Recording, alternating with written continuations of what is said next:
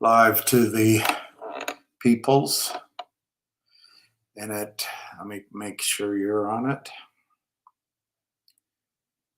All right, should work.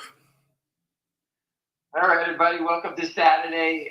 There's baseball tonight, great game last night, football games tonight. So I wanted to just give a quick update.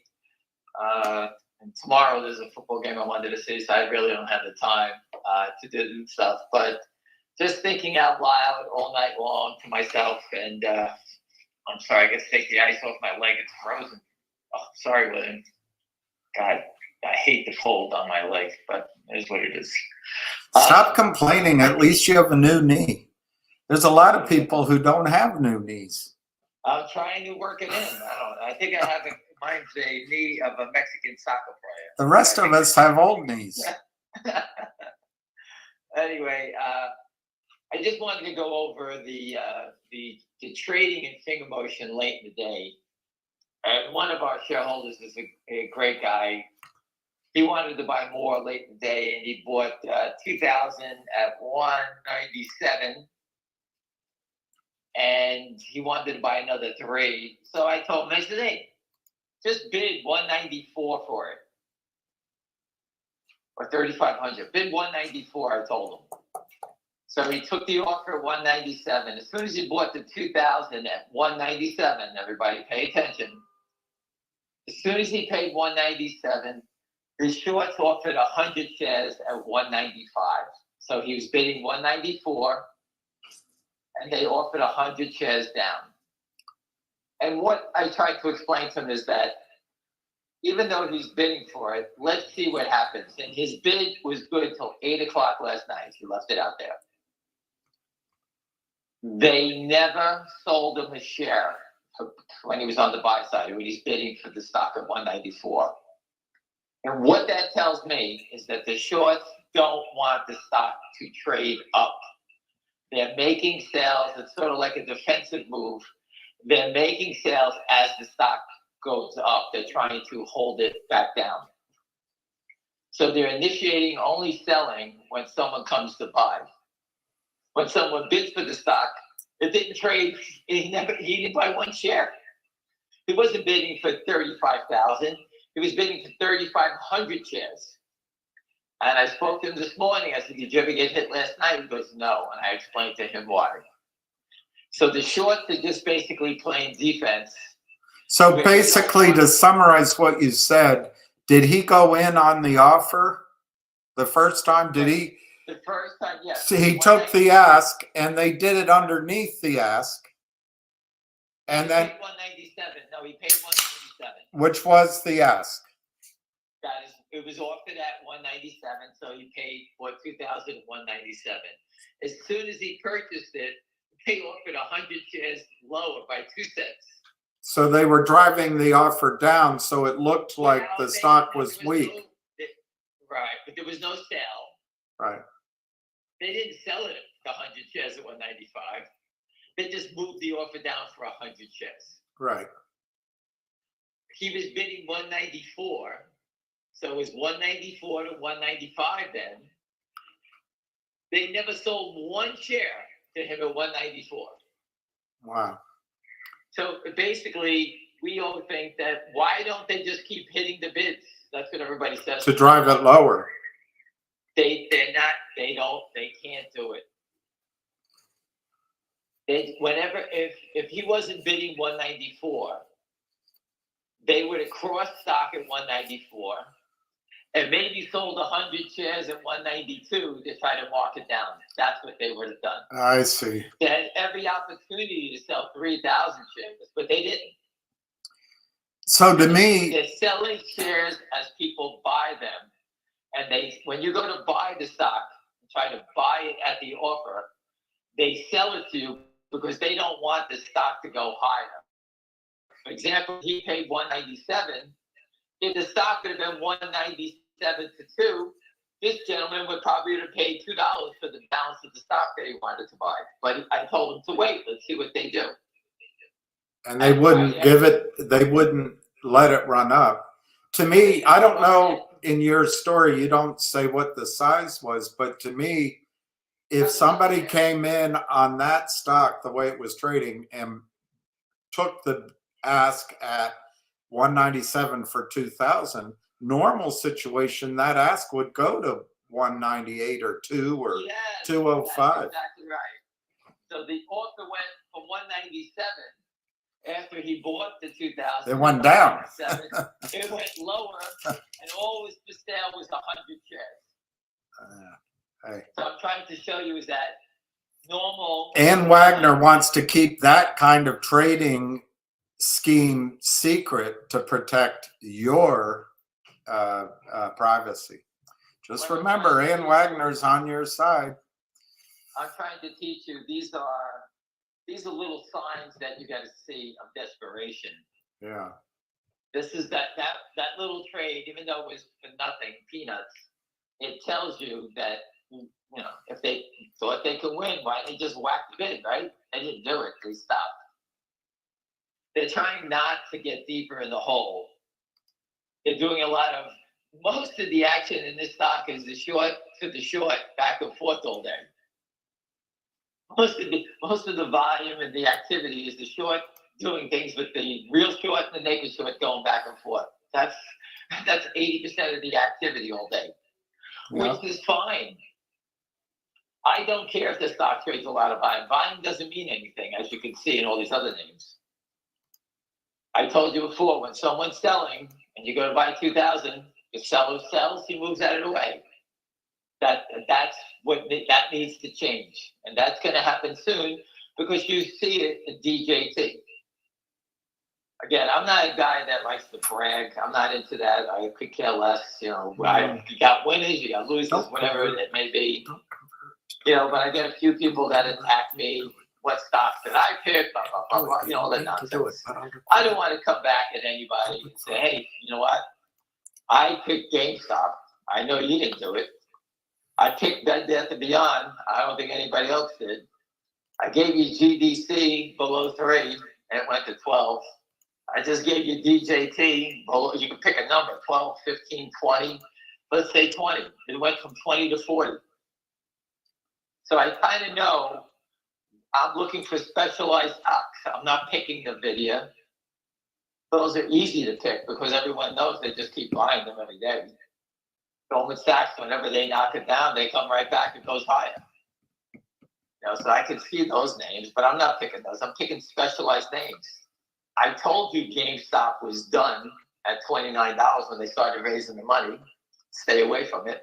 The game's changed. AMC's been done for a while because the CEO also raised money there. Those are the things that I see, and that's what I stick with. All right, so I do specialized studying of different stocks.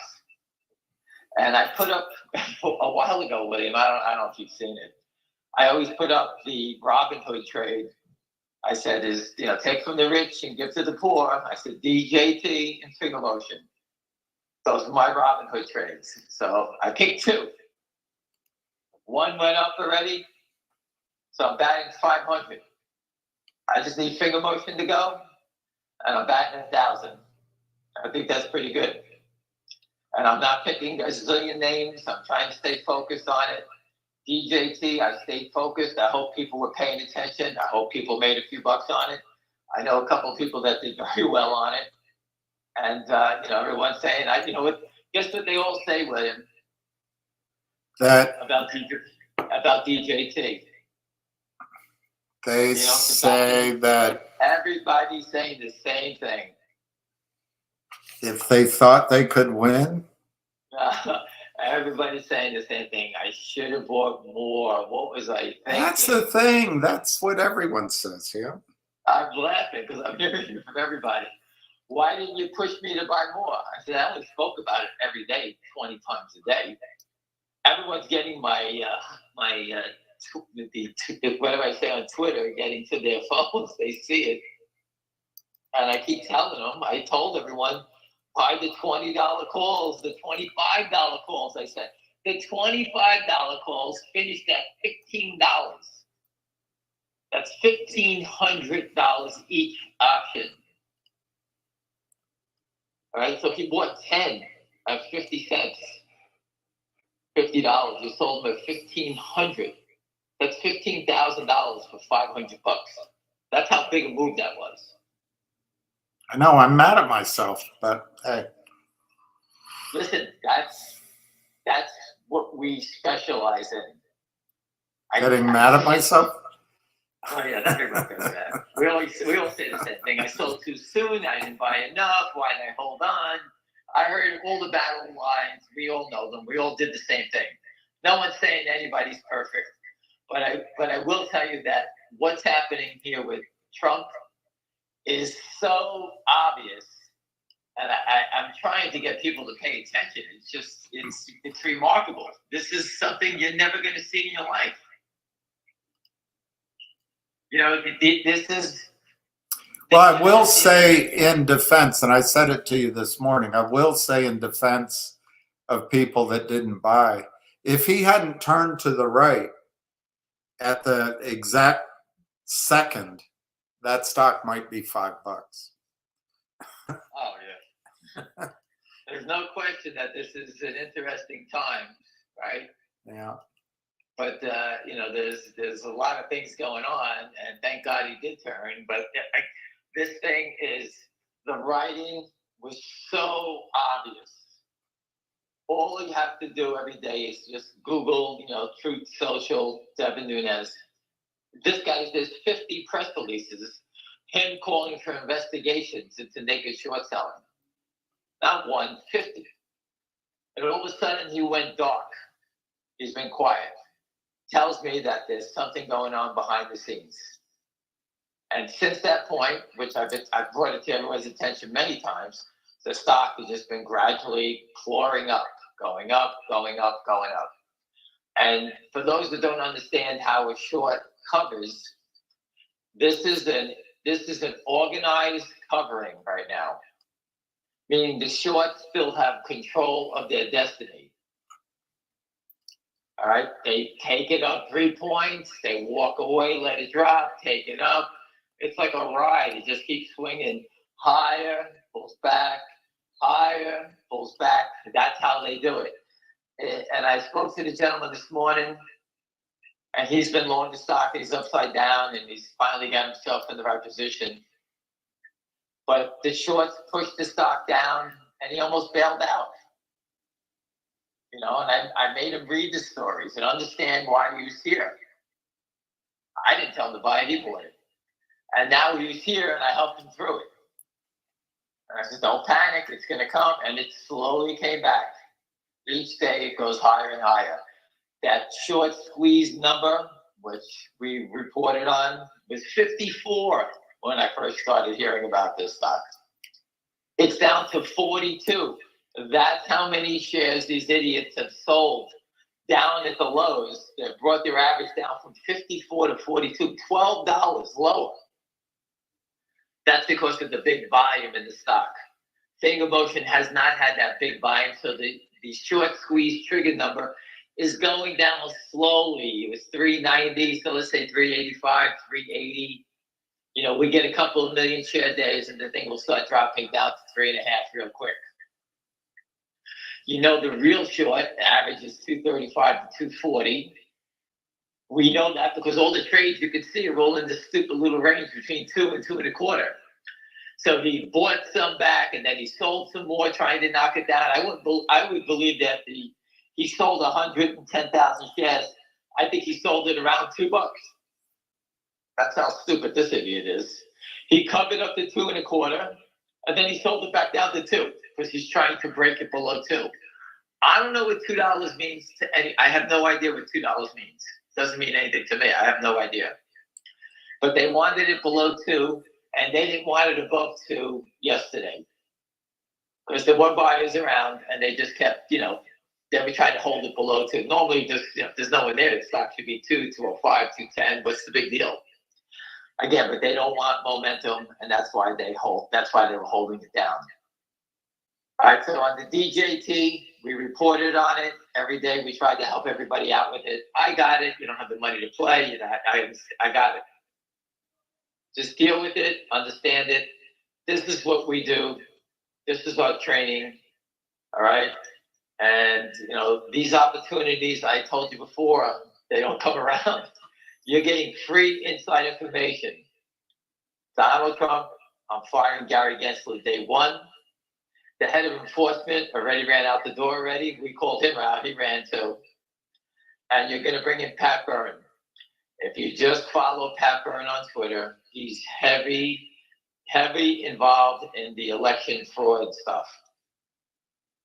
And he's doing everything in his power to educate people about what happened and being positive about Trump winning, because he knows he needs him in the White House. And when Trump gets in, Pat Byrne's coming in. And Pat Byrne told you he wants to fix is get rid of the people that are controlling stock lending, stock loans, stock settlement. They all need to go. And Pat Byrne's the guy to fix it. All right. So, I mean, we're moving in that direction. We got 7 trading days to go. Look, everybody's asking. It's the only thing they're asking. They don't want to hear anything else. What's going on with Trento, GTII, the space call on the 1st? Are you helping? Is it going to work? Anything you can add? I have nothing to do with it. Zero to do with it. Okay. I have no idea, you know, what they're presenting. They want to speak. Let's listen to it. I don't care. It has to do with that receiver. He controls the whole thing. So people are going to present their deals to the receiver. Whatever deal is the best, the receiver will take. So, listen, I'm not a mining guy. I couldn't tell you anything about it. I've never even dabbled in that arena. I couldn't tell you anything about it. So, if they want to speak, it's up to them. They can do whatever they like. I'm not doing it. Zero. I'm following the receiver and Richard Hoffman's updates. That's it. What they say, they have to present the receiver. They can come to me with the biggest deal in the world. What am I going to do with it? I'm not the CEO. I'm not nothing to do with it. So no questions to me on that. I can't answer those questions. Go listen to the conference call, whatever the date is. I don't know what the date is. I have no idea.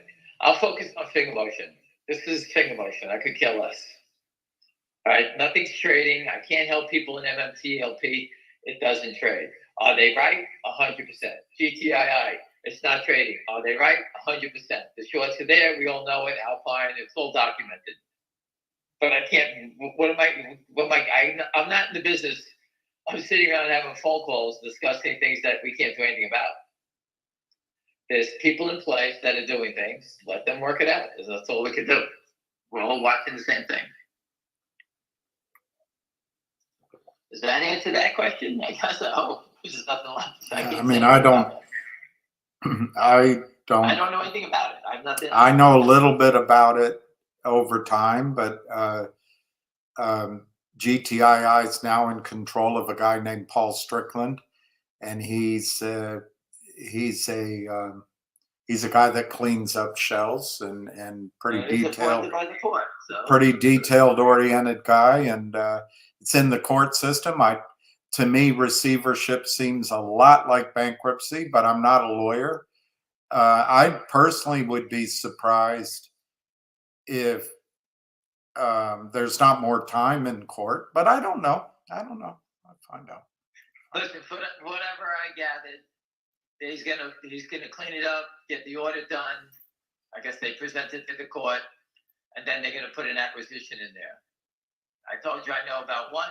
If they accept it, that's what I know about. Trento is making a push for it, so let them do what they have to do. I have nothing to do with it. So let's switch the subject, because personally, I think it's interesting. I think it's something you should gather information on, stay in touch with, but I don't think it's actionable yet. Maybe DJT is actionable, and Richie Rich is asking, would you buy options next week for DJT? Option trading is a very difficult thing to do when you're not looking at trading. The stock can open up at 40 on Monday, and the options could be overpriced by a lot. Like the 45. It's hard to buy the dips and sell the rips and calls. Trading options is not an easy thing. You know, they could be The stock can open at 40. The 45 could be $2.50 to $3. Right. You say, I'm going to pay $3. That means you're paying $48 for the stock. To me, Right. that's a lot of premium. The stock can open at 37.5, be down a point and a half.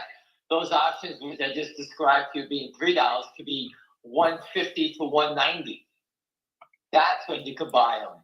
You understand? There's a nice dip. The premium comes out of them because it's Monday. The premium comes out of options.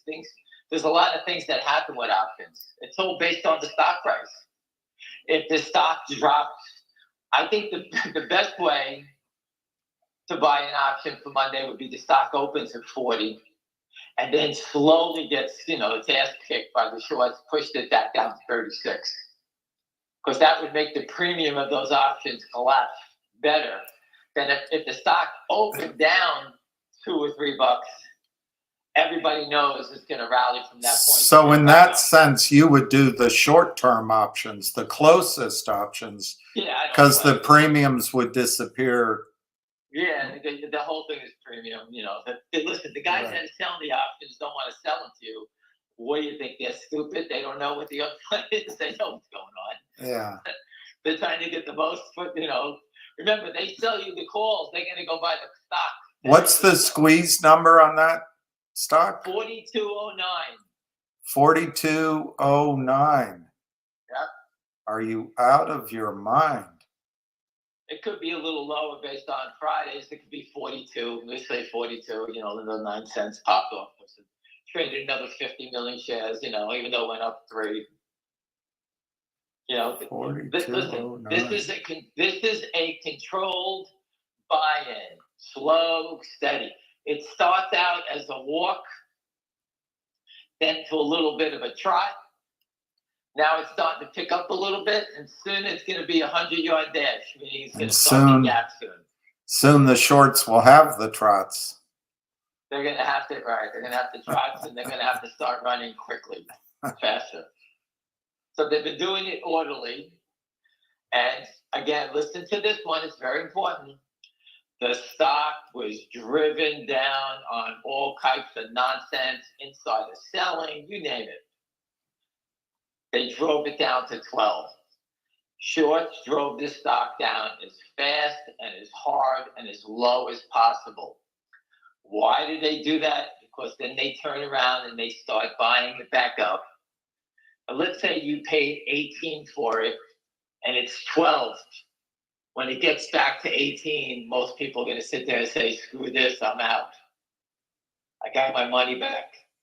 And people said that at 20 and 25 and 30. So the shorts drive it down low.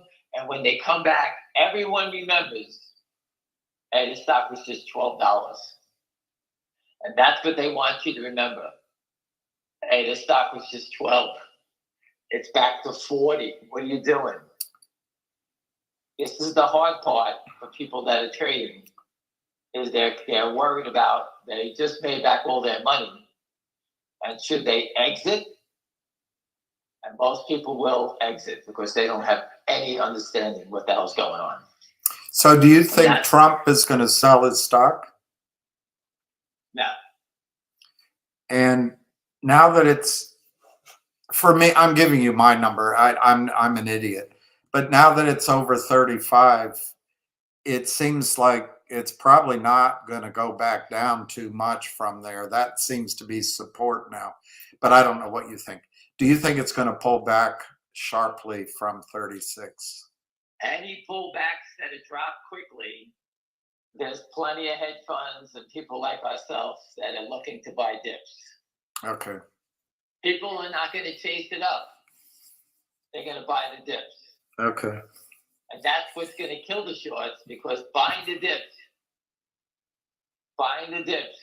is where people are going to come in, hedge funds, retail, people start buying the dips. That kills the shorts because now they have to compete with everybody else for any stock that's for sale. And now the clock is running out. They don't have time to compete. So now they just have to go out there and buy and jump in front of everybody else. Lion of all trades is asking you about theta decay.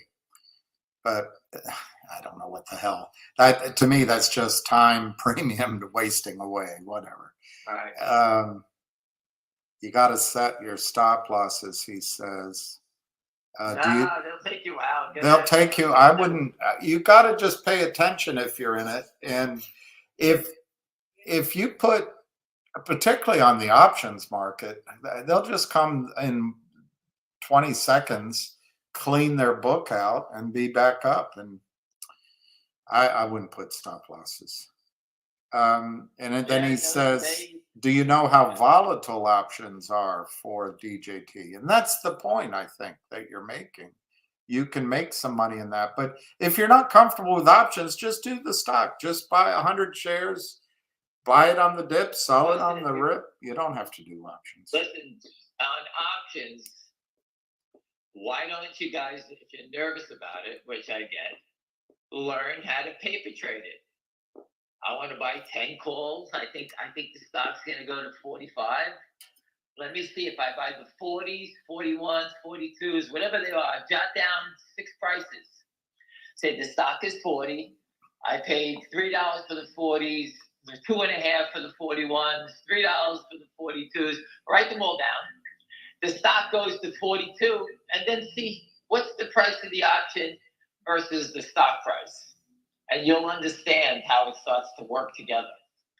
Because the stock at 42, the $40 calls will be collapsing because the premium is coming out. They go to parity. Does anyone understand what parity is? Yeah. If the stock is 40, the 40 worth 0 on our option expiration of the stock was 1 day of the first day of the option period. So the $3, maybe even $3.50, because that's the premium. Because they think the stock is going to go higher, so you have to pay $3.50 for it. If the stock goes to 41, the options may go to $4. If the stock goes to 42.5, 43, the option I just said was $4 will be $4. Stock goes to 44. The options may be $4.50. So you can see how the premium has collapsed. Even though the stock has gone up 4 points, the premium is going down. And you sit there, wait a second, I have this stock, I have options, the stock went up 4 points and I made only 50 cents. Because you purchased an option that has a lot of premium, time premium. And once they go to parity, meaning 40 and it goes to 45, that means the 40s are going to be worth $5. And for me, I'm more of a rookie at this than him, but for me, and I've traded a lot of options and a lot of stocks, if you liked, and I'm not saying you did or didn't, but if you liked DJT when it was doing all this trading before, and let's say it's 35, I love it when there's this bear rate and it gets crushed, because that time premium comes out of the longer calls. And I didn't have money, so you're going to say I'm bullshitting you, which I might be. I'm not. But had I had money down here in the 10, 11, $15 range, I would have loved it, because the call premium disappears. And to me, that's a great opportunity to go out with a little duration and get leverage to the upside. And you don't pay very much because everyone's out of the trade. But you liked it, you knew it, you understood it, and you see that it was a bear rate. I don't know. That's how I think sometimes. You buy when things are flat on the floor. And I'm not calling it for Finger right now in terms of calls, but that's kind of where Finger is right now. No one wants it. You buy them when they don't want them. There's no premium when no one wants them. Right. When people want them, the premium expands. And that's where it becomes dangerous for you. Very dangerous. Very dangerous. It's like, that's what I'm trying to tell you. It's like being at a casino table and the pit boss is there and he changes the payouts and how much you have to put up to play as you're in the middle of the game and you're. Wait, no, I'll give you an example of what you're trying to say. Yeah. I was a big dive player many years ago, and when the table got hot, the casinos would always send over somebody to cool it down. Right.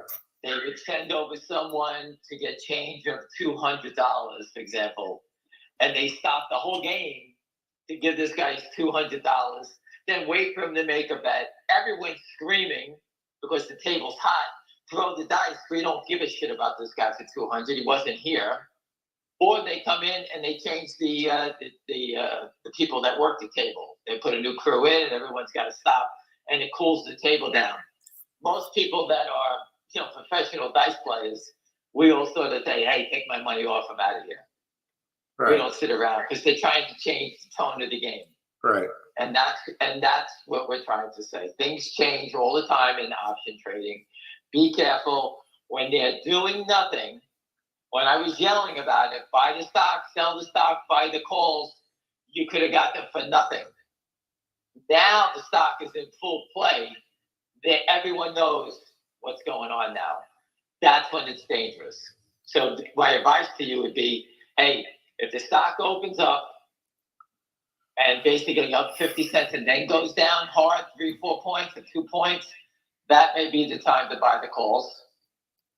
And the way to do it, if let's say the options are $3 and it starts to go down, you could buy 1 at 2.25, 1 at 2, 1 at $1.98, 1 at $1.75. You put bids in, so as they swing down, they hit your bids real quick. So you can buy it, and you get a $2 average, and all of a sudden the stock rallies back $1.50.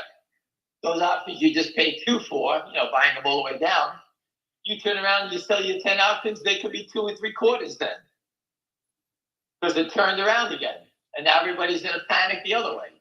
And for me, I know that Ham likes to do junk calls or puts, but for me, if I were putting new money here and it pulled back, I'd stay close to $34, $35 range simply because it might run to 40, 42, and it might run a long way, but on the other hand, it might run there and pull back. I don't know. I'd stay close to the money because I'm a scaredy cat. I bet Ham would go a little higher. I don't know what Ham I always listen, you want to play the small options. The reason to play the small options because everyone buys those.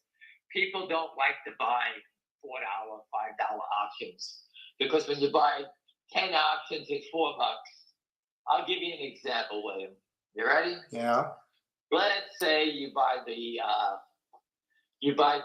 40 calls for Trump for this week at $3. You buy 10 of them. Okay. The stock goes from 40 to 50. Your options are going to be worth $10. You paid $3. So you got 10 options. You're going to make. But if it only goes to 43, you don't make any money. I'm not just giving you. Right. Just let me give you this example. Okay. 40 to 50, you buy them at $3. They're only going to be worth 10, so you're going to make plus 7. Right. If I buy the 45s, and let's say they're $1 or less, right? Maybe, yeah. And I buy 20 of them. Yeah. Not 10, I buy 20 of them. Yeah. All right, I'm only risking $2,000. You're risking buying 10 at 4. You're risking $4,000, right? Right. I'm only risking $2,000. Mm-hmm. The stock goes to 50. I make 5 minus 1 that I pay for is 4, right? Mm-hmm. Times 2 is 8. Mm-hmm. You're making 7,000. I'm making 8,000 for less money. I put up 2,000. Yeah. You put up 4,000. Yeah. That's why I used to buy the cheaper options. You get more leverage and you can make more money on the cheaper options. Yeah, you make more bets. And everybody loves to buy cheap options. Not just me, everyone does it. Do you think the finger motion has low volume because it's a Chinese company? No. It's a U.S. company, number one. It does business in China. Starbucks does business in China. Nike does business in China. It has low volume because it's not an institutional name. Yeah. All right. And it has low volume because we're not in the algorithm trading and all these other crazy, stupid things that you see with all these 50 million share volume. It's all garbage. Yeah. Which is a good thing because the person that's shorting it to us is just a moron on the other side of the phone. That's all. You can tell by their moves that it's not a computer, because who would offer 100 shares at 195 when it just traded at 197? Computers don't do that. That's a good point. Computers aren't going to trade 100 shares, probably. Right, so they're not doing that. So that's just somebody on the other side of the thing, wherever he's sitting, in Canada or Spain, wherever the hell he is. That's just some idiot that's moving his markets. That's all he's doing.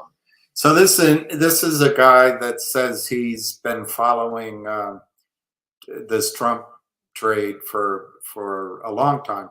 So do you think if it were to break out, could it move higher or in more magnitude than GME did in 21? I think it has. I think it has much more sex appeal than GameStop ever did. Right. GameStop was a company that was going out of business at $3.75. Needed money. Everything about it was wrong.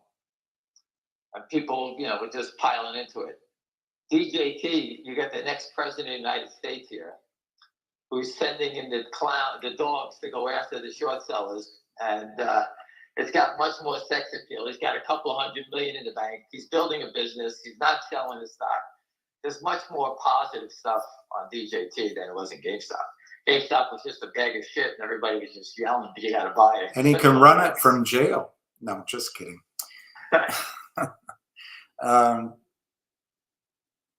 What happens when someone says 7, or I guess just once, says 7 at the dice table? Oh, God. Everybody wants to kill him. Why? Because that's when it's over. Yeah, That's the money on the table. The guy goes to 7. We all lose. Everybody loses, but he's going to get the 7. Everybody loses except the people that are betting against us. They win. Remember, there's people that bet the right way, meaning that we want to hit numbers, or there's people that bet the don't way, which is the short side on dice table. I'll give you a quick dice table story. I was in Paradise Island many years ago, and I was at a $5 table just putzing around, killing time, and 2 Italian guys came in from off the boat of a cruise ship, and we're betting like $5 on the other end of the table, betting 2 numbers, not really playing big. A guy comes next to me, takes out a marker for 200 grand, and he's betting $10,000 on different numbers that they will not throw these numbers. He would put out 10,000, no 5, meaning that he was betting those guys were going to throw a 7 before 5. 10,000, no 5, 10,000, no 9. The guy threw the dice, 5, 9, 10,000, no 6, 10,000, no. I watched this guy go through 2,000, 200,000 in 12 rolls. And he was Italian? He wasn't Arab? These little Italian guys didn't even know what they were doing. I was watching this guy he was in front of me. He got slaughtered, the guy. And these guys were at the end of the table throwing it. And I was betting with the Italian guys, not big. I'm betting $25 here, $50 here. And I'm basically focused on this guy betting $10,000 a pop, $20,000 a roll. And losing it. And he couldn't believe it. And the guy even pointed it out as he walked away. He lost his 200. He walked away and goes, "Those fucking guys don't even know what they did." I was laughing. They didn't have no clue. They had no clue that this guy just lost 200,000 betting against him. And they just kept throwing numbers. 6, 8, 9, 10. They just kept throwing all these numbers. And this guy was betting that they wouldn't throw those numbers. And they hit every one of them. And that's like the stock market. There's people betting against it, and there's people going long. We want to go long, they want to go short. That's the same thing as a dice game, the same way. Ramon has an interesting question to me. Probably to you, you go. Well, but to me, it's interesting. On Trump stock, how can it be controlled covering? There's multiple shorts. Shouldn't they be attacking each other, eating each other alive, running to cover? They're doing it right now. At first sight. Yeah. They're doing it right now. They're eating each other alive. Yeah. Listen, this is how it works. Ramon, William, and me, we're all short. We all got in the trade together. I told William told you, now we're all on the phone. Hey, we're all short 1 million shares. The stock starts to tick up. Ramon calls up William. Is that Ham buying it? And I'm like, hey, William, is that Ramon buying it? Ramon's blaming William. And we don't trust each other. You don't trust each other because they know once you start to cover, you're driving the stock price higher. Shorts go crazy. They can't stand each. They always check on each other because they don't believe their own shit. They all panic. That's what you're seeing in DJT right now. Multiple shorts, all looking around, pointing the finger. Who's covering? It's not me. I'm still short. Meanwhile, they all lie to each other and they're all covering. Right. That's how it works. Because every time it goes up $1, you're losing $1. Like you're short 1 million shares, every dollar you're down 1 million. What's going on? Now, who's buying it? They can't tell who's buying it, but they're all guessing and they think, I know fucking Ramon, he's covering that. William put Ramon in here, that fucking guy. And that's what they're doing. They're cursing him out. And next thing they're cursing William out. Wasn't and a lot of times the guys that do all the cursing, they're the one covering. And they blame everybody else. It wasn't me. It's survival of the fittest when it comes to shorts covering. They know what can happen. The upside is infinite. That's why they're in a panic. The difference between DJT, which is an organized, controlled buy-in, it's, don't get me wrong, it's deadly, but it starts to pick up steam. And now you're starting to see where it's getting close to that breakout number 4209. I'm curious to see what happens because the last time it got here, it got smacked down when it was high. It was 54. That's what it was before. But it's very different now because all the time has elapsed and the race to be the president is here. So if you're short, are you going to keep carrying the short when it goes from 40 and now it's $65? No way. These guys are all going to panic because they know Trump's coming in. They're not buying the stock because Trump's going to win. That doesn't make his business better. They're buying it because they know Pat Burns coming and they're going to go after the short sellers. They're firing Gensler. They know it. These people got the SEC knows it. And they tip off the lawyers for these guys, the bigger guys first. They get the tip off and they're starting to get out of the way. That's what it looks like to me. Well, he's also probably, if he's president, going to do his daily press conferences on Truth Social, so to speak. I mean, he's going to be typing. Whatever he's going to do. I'm just saying, but, you know, that doesn't guarantee his business is going to be great. It doesn't mean anything. It's the illegal activity that they're going to go after. And they all know it's coming. Now we spread down to the smaller stocks and say, how's that helping us? Well, I think that if Trump wins, which I believe he is, I think that he's got to make a rule to say, hey, clean up all this shit. And everyone gets grabbed into it. Now, MULN can take off. I don't know how big the short is there. They reversed it so many times. I don't know. Maybe it's CELU. Maybe it's XYZ. But they're all going to start to pop. And they're going to start doing it orderly. And these things are going to start taking off. And there's a chance, which I believe, that you can be involved in something that can change your life financially. If you bought yourself 100 calls at 25 cents of the 20s, those options are worth $20. That's $200,000 to $2,500 investment. Trust me, that changes a lot of people's lives. Those are the type of things that I'm talking about. That was $2,500 to $200,000, and that's a fact. Even if you paid $1 for them, you make $190,000. The options went to $20. Imagine being long finger motion, and you got 50,000 shares, like my good friend has, at 2. He owns it. I think he owns it 3.25 average. Let's use a $3 average, and the stock goes to 20. 50,000 shares times 17 points. All right, you're talking big money. I mean, those are life-changing things, and you can sit there and say, "Well, I never see that happen." GDC just went to 12. Drug just went to 80 from $2. I repeat those names for one reason, because they just happened. I don't know anything about, why, what, but I didn't even know how big the shorts were on these things. but they explode, and that's what it's about.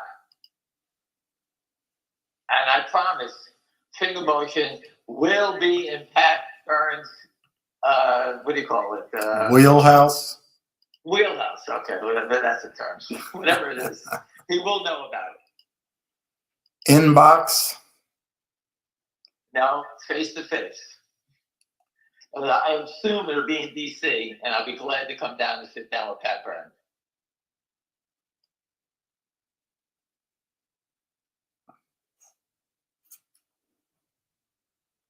And he'll point out that you lost your hair. That's my hair. I know, I got it. I knew you were going here, man. I knew it. It's the curse of being male.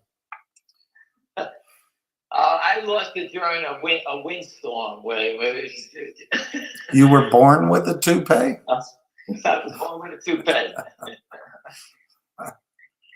And Steve Rosenberg sent me a nice hat with fake hair on top of it. He wanted me to post a picture of it, but it's too embarrassing. The indignity. Does anyone have any other questions? Again, I'm just going to give you what DJT's in full play. Okay? I've talked about it. When no one wanted it, that's when you buy it. You buy it when it's William Ugly, we always say. We used to say Possum Ugly, but we'll say William Ugly. Okay? And when it looks good and you're looking to make a trade, that's when you sell it. This is a very special, interesting case because the next president of the United States, his company's been under attack. They made statements about it, and they want this to be cleaned up. And that's why it's so interesting what's going on with DJT, because it's going to affect all these other stocks. And the company that I follow happens to be Finger Motion. I don't care if you buy it or not. I'm just giving you my opinion on it. I think this is a life-changing situation. The company's been nothing but under attack. These things have nothing to do with a company, what they're doing. These are just, the shorts will make up stories. The shorts can change the narrative of stock by hitting a sell button. Oh my God, it just broke two. Why? Oh, they sold 200 shares at $199. That's the narrative that they tried to create. Wall Street pros, we don't believe in that shit. Retail people do. I got it. You get scared. I got it. I understand it. Goes down. You got 50,000 shares. It goes down a dime. You're down $5,000. I got it. Everyone knows the marks. We all see it. The marks is why they attack it, because the mark, when the stock goes up, they get a negative mark. They're losing 10 cents or whatever it may be. Remember, 230 million shares, every dime is $23 million. That's why it's so desperate when they try to hold it down. But once they can't hold it down, William always said it's like holding a balloon on the water. Is that what it is? A beach ball? Beach ball. Holding a beach ball underwater, you can't do it for long. It starts to pop up, right? And that's what Pat Byrne also said. Once you take your foot off the landmine, that's what happens. What are they doing on DJT? They're taking their foot off the landmine, and that's what happens. Look at it exploding. Now, it hasn't gotten to the numbers that some people who paid 60 and 74. I wasn't around watching this thing back then.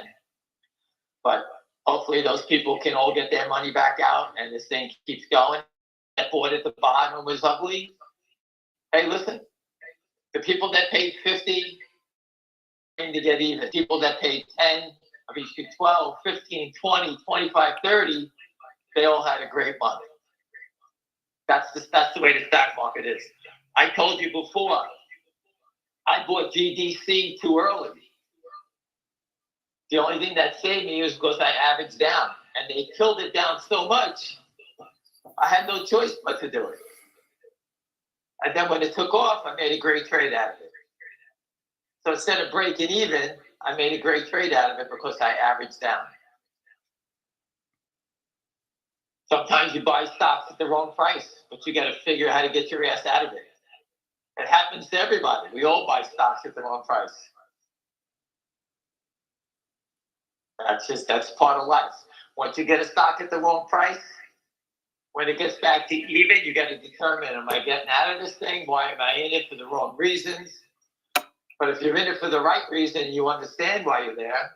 When it gets back to that price, and you know, for example, let's say finger motion, say, hey, I own it at $4, and it's $4 today, but it went up on 3 million shares. So these idiots have been saying the short's 200 million shares. What's the rush to get out if only 3 million shares traded? They've got a long way to go, correct? And that's how you have to look at it. The story hasn't changed. The price moved back up. The only reason the price is moving back up is because they pushed it down unfairly. And when it comes back, you got to decide what you're going to do. But if the story hasn't changed, you can't panic, because those are the greatest plays. When you catch something like just imagine if you own DJT, you bought it at $15, it's 40. That's $25 it went up.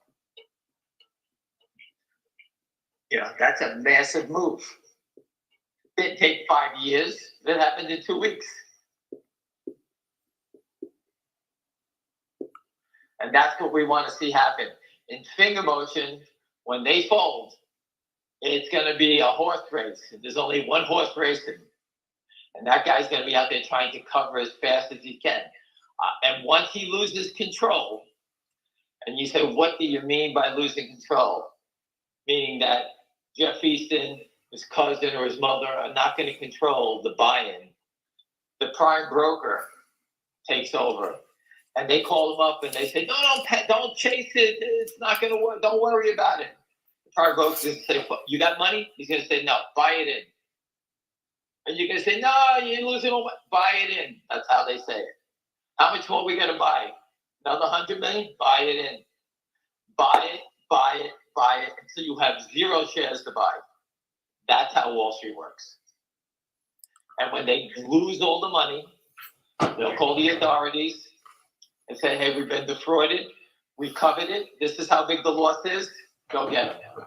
Exactly. And they'll go after their assets, and they'll get locked up, and you'll see them on TV. That's how it works. That's it. Just hope that. Oh, it's getting chilly out. So I guess Jeff Easton and Phil whatever his name, Lavalier. I'm sure they're wearing a jacket to work now because they can put it over their heads when they get taken out.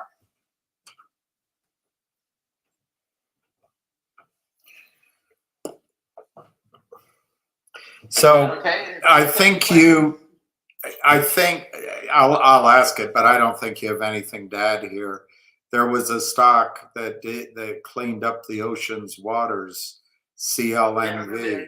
Yeah, what's the symbol again? CLNV. Somebody's asking. I think he's just trying to stir things up. Listen. I'm for everything that to do to help everybody out. Right. I'm no spring chicken. I have kids. I have grandkids. Why wouldn't you want to get the garbage out of the ocean? I know nothing about it. I remember a company that used to shred tires, because tires are a big problem. They used to shred the tires and make these mats that they use in parks and, your house and the playgrounds. And I thought that was a great idea, but they killed that stock too. Doesn't make a difference. Meanwhile, I knew that company. They also made, there was a different one maybe that did bridge cover, the road covering for the heat and cold. And I knew a company, they burned tires for energy, but they destroyed all of them. Yeah, they kill them all. I'm just saying all these ideas that people have. I saw a company, they showed me the mats, that you would want, put in the playground. They use these big rubber mats. They were tires before, they shredded them up, and, I think they sell them at Lowe's and Home Depot. They sell these mats, these rubber mats. I'm just saying, but these companies start out with technology. They do this and the shorts kill them because who needs that? I don't know. So there's another stock that I think you had a bunch of people in and you sold out recently called NIXX. No, I listen. I didn't purchase it. Frank bought it. We got the call that something was going on. It was below. It was 259 to be exact. It went down to 224. So everybody I know bought in that range. It popped to 360 the next day. Guys bought 10,000. I said, sell it out. You make a quick 10 grand. So people did that. It's been drifting back down. What I heard, it's going back up. What do I know about it? Zero. Do I care? No. If you want to trade it, good luck. That's about the no. I don't even know what the company knows zero about it. It came. It's here. There's people been buying it. People that are buying it are professional people that I know. I know nothing about it. Zero. I don't even look at it. That's the extent of it. So that, please, I have nothing to do with it. It wasn't me. No, listen, it popped. We talked about it. I heard people in it. I heard that it was going to go back up to 15. Did it go back up to 15? No, went to 360, pulled back. That's all I know. Okay. I didn't even buy it myself. Okay. So that's take that off the map. You can look at it. You can trade it. I wouldn't be afraid to trade it if you wanted it to, but that's your business. I'm not here to do it. You heard at that time it would go to 15, maybe? That's not bad. Yes, that's exactly what I heard. Maybe it still will. So no, listen, I still think it's live, but I'm not going to sit here and say, hey, it's $2.50, it's $3, buy it. If you feel uncomfortable with it, you sell it. There's nothing I can say. I can't give you any information. I know nothing about it. So which one is going higher? I only follow one stock. Finger or DJT? DJT's already went from 12 to 40. Again, I told you it's a tough spot now. The only way I would play it, if it sells off on Monday, if it opens up $1 and then turns red and goes down 3, that's a buy. If it goes straight down, that's a buy. If it goes straight up, you missed it. That's the way it is. I don't chase them. That's the way it goes. But I can only tell you when I see the stock trading how it's going down if I would be a buyer or not. But I can't make that decision on Saturday at 2 o'clock in the afternoon. I'm just giving you how I look at it from a trader. If they go straight down on DJT on Monday, pre-market, it's down, it's going down, it's going down. As soon as it opens, I'm a buyer. Because I know that's all make-believe. I expect the shorts, if they're going to try something, it's going to be down fast and hard, a couple of dollars. They may be out of gas and just say, screw this, we got 7 days to go, fuck you, I'm buying it. They just go up and cover it, and I can see it up $10 or $15. I think it's going to gap. That's my opinion. Up. Which one? I think DJT is going to gap up. When? Monday. Because of the press? Because of Trump? It started moving slowly, then it started the speed walk. Now it's jogging, and the next step after jogging is sprinting. That's where I think we're at. How about pole vaulting? You're going to get a pole vault. It's going to pole vault right over 4209. That's pretty good. Stocks have to have a look, and this one has all the look of getting ready to really do a GameStop. Wow, that's a big instinctual call there. But it's hard to play it. Yeah. The only way to play a GameStop. Well, let's look at it this way.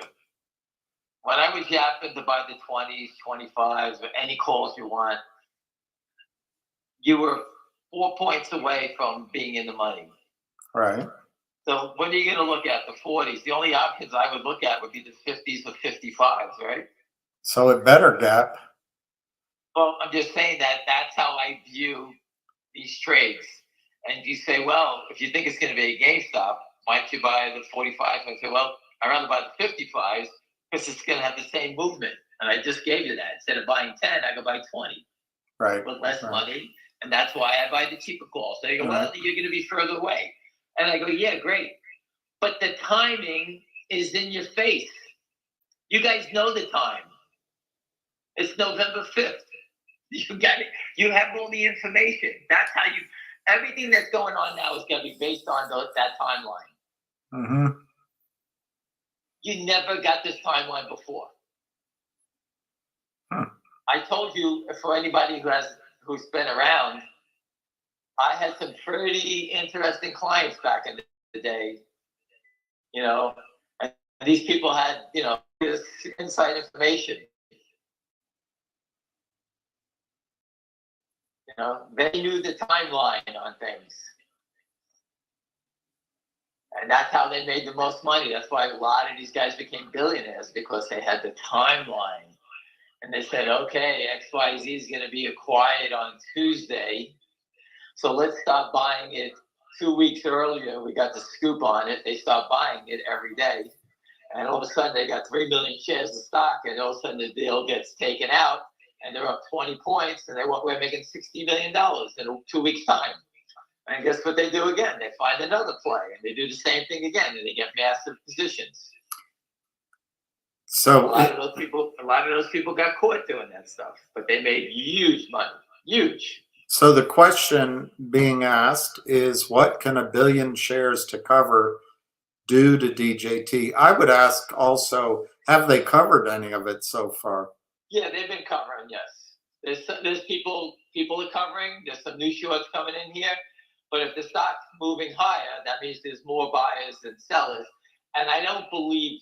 Listen, most people on this phone are longs, right? We all like to buy. You know, they like to buy. I'm one of the wrongs.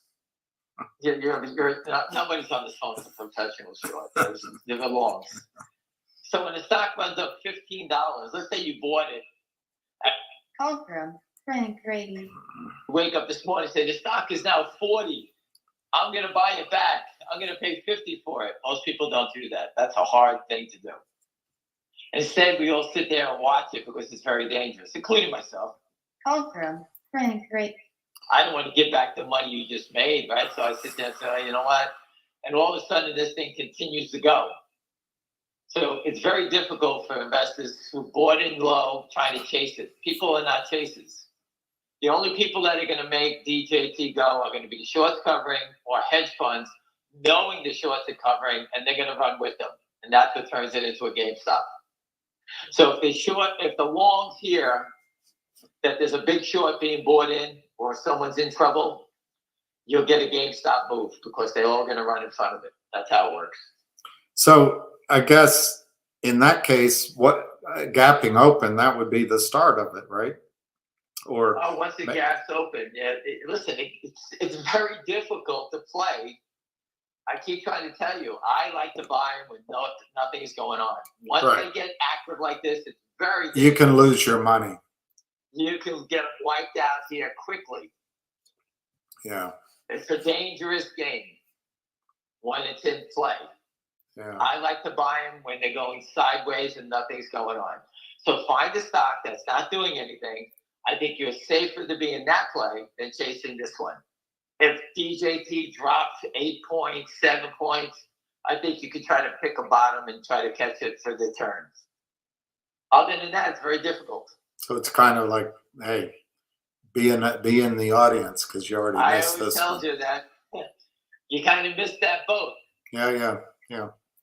Because it is that volatility can really wipe you out.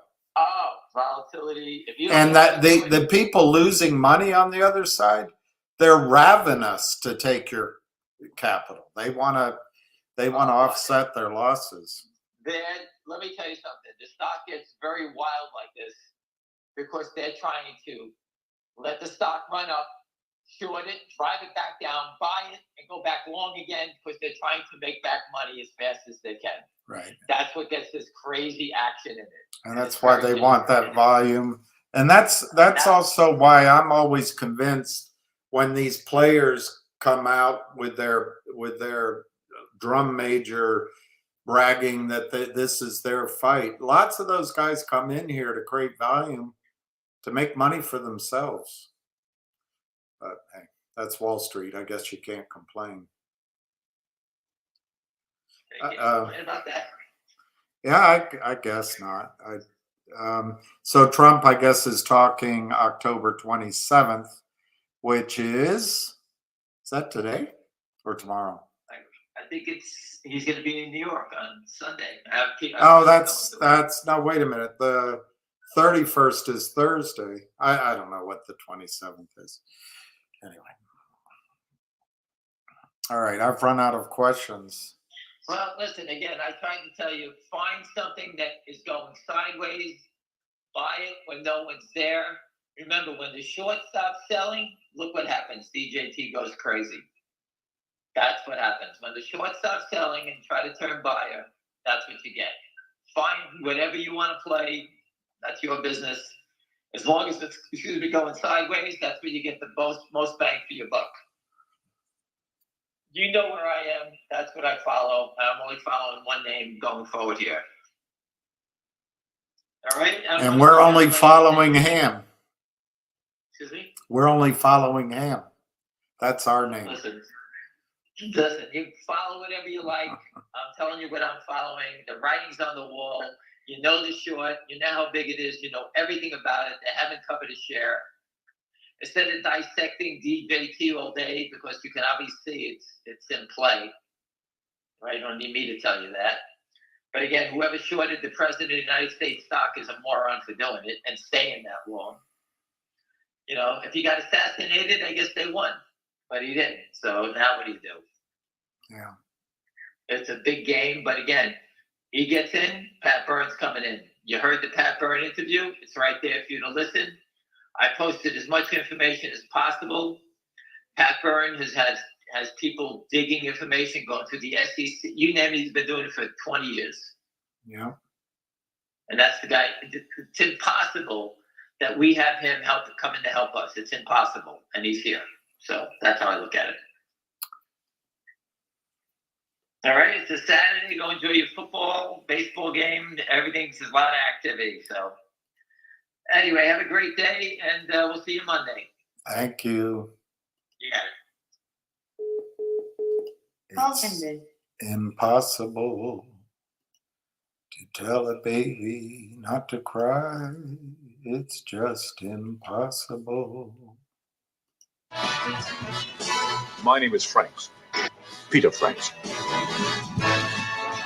Mr. Franks' credit's good. My name is Franks. Peter Franks. Mr. Franks' credit's good. Good luck to you, Mr. Franks. Thank you. I'll have 2 stacks now. Tell which boy got it. Thank you. Hi, I'm Plenty. But of course you are. Plenty O'Toole. Named after your father, perhaps? Would you like some help? On the craps, I mean. It's very kind of you. Come here. Come here. Hi. I'm Plenty. But of course you are. But of course you are. Plenty O'Toole. Named after your father, perhaps? All right, I want to show you guys one projection that I haven't read yet. But I always try to teach something because I know it's painful to learn. So while you're willing to listen, this is written August 23rd, 2024. It's at a website it's called Silver Price Forecast. I really don't know anything about this group of guys except for one of the guys is David Morgan, who I really respect very much. I followed him for years. I bought his services. I had hoped to meet him on a trip. I never did. But anyway, so this guy,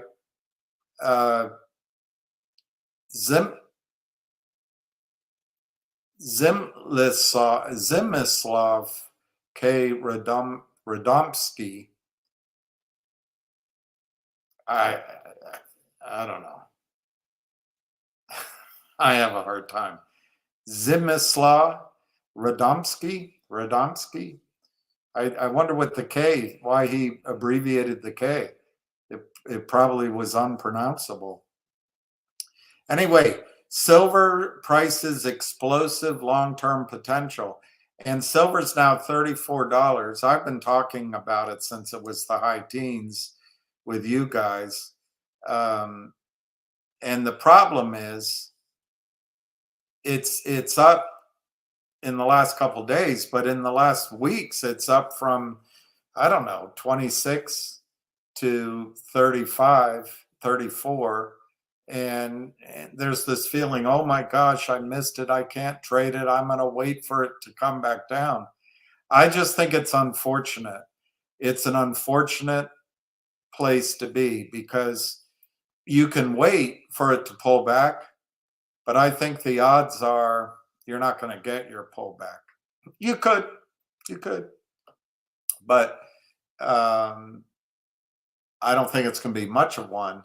I think it's far more likely that right now silver's in the middle of a repricing that we missed the lows on, but you want to get in while it's repricing. I don't know where it's going to go stabilize. My guess, silver doubles from here, triples from here before the end, before let's call for the inauguration if we have one. And then it pulls back. I think the pullback will be back to these lows. I think the pullback will be back to 50. So I just think you got to hold your nose and buy and try to trade it later to show your geniusness. But anyway, let's see what Przemysław Radomski has to say, CFA. The white metal, it's actually a silver metal, but they call it the white metal, can truly soar in the upcoming years. Let's focus on silver and its long-term potential. As you might infer from the title, it's nothing short of spectacular. The title says explosive, and he says spectacular. Of course, silver might not get there this or next week, exactly. In fact, it will likely take months before silver moves above its previous highs. I don't agree with that. I think so. It could. I mean, silver is a volatile trade, but the all-time high of silver is approximately $50. I don't think it'll take months. It could happen in one day, but you'll be lucky if it takes months. I would love it. I would love it to pull back and allow us to buy in, but frankly, I don't agree with him on that. But regardless, let's move on.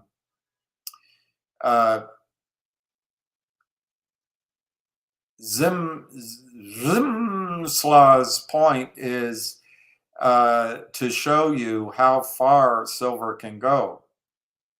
He's clever. See, he's calling it the white metal, so that's clever. But he just did that up here, so it's not quite as clever. If you're going to be clever once, don't be clever right away again. It gets redundant and it's actually a bit off-putting to this reader. Anyway, Rimslaw's point today is to show how high silver can go. Most of the spotlight has been on gold and crypto. However, in the future, silver might play a much greater role. I'm here to tell you silver will, and it will get all of the ink. Not this year, but sometime over the next cycle, which is. Look, I think silver is headed to $75, $80, $90 as the indices go up 30, 40, 50% sometime over the next 90 days. It could be sooner, could be longer, but basically you're going to see as much movement to the upside in the stock market as it normally takes It could take a decade. You're going to see it in a matter of 1 to 3 to 4 months. And by the way, don't try to get it all. Just use it. That would be a time to go out and buy some puts or sell, transfer. But I also think in that time frame, a lot of the assets which have not caught up, like silver, maybe platinum, almost certainly platinum, maybe uranium, maybe copper, maybe iron, maybe, these get less and less certain. Gold certainly will go up, but gold's already up. Silver is one of the only assets other than platinum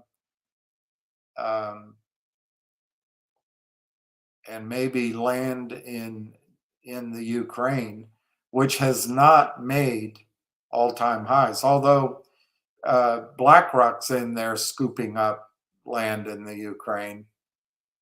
Thank God for war. How would these big banks make money? Thank God we control Congress. And thank God we flipped the government to this actor Zelensky.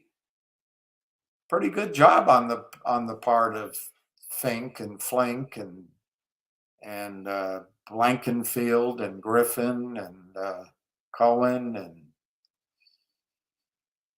whoever's at Carlisle now. And they've got NASDAQ covered. Carlisle does with Adina Friedman. Brilliant strategy, brilliant. But let's keep trusting the media. We'll keep trusting the media. BlackRock owns the media, controls it, but we'll trust it. Remember, we got democracy here. This is why I get worked up politically, because I can't talk about football or golf. But it's why you got to look at silver, one of the reasons.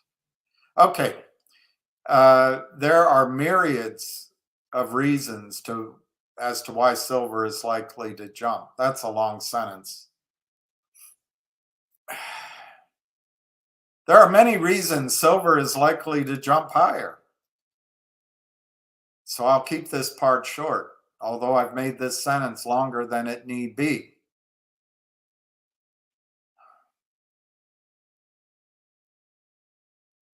Silver is the best conductor of electricity and Mozart.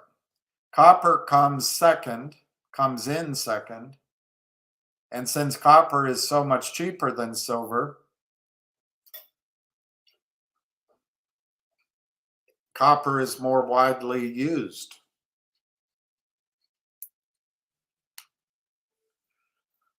AI, artificial intelligence, cryptos, and all things electronic, including electric cars, might be overhyped, but these technologies are a sign of where things are going in the long run.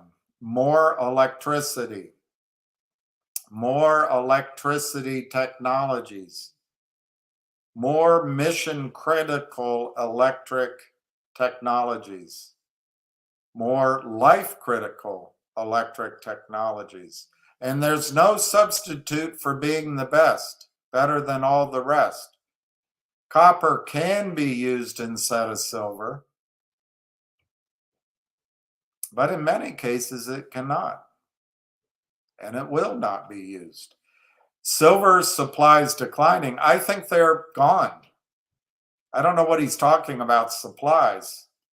Now, if he's defining supplies as silver in the ground, okay. But the above ground reserves of silver, if you look at the charts, they're gone. Now, Apple might have some, Tesla might have some, but just looking at the charts, which I've showed you, they're gone.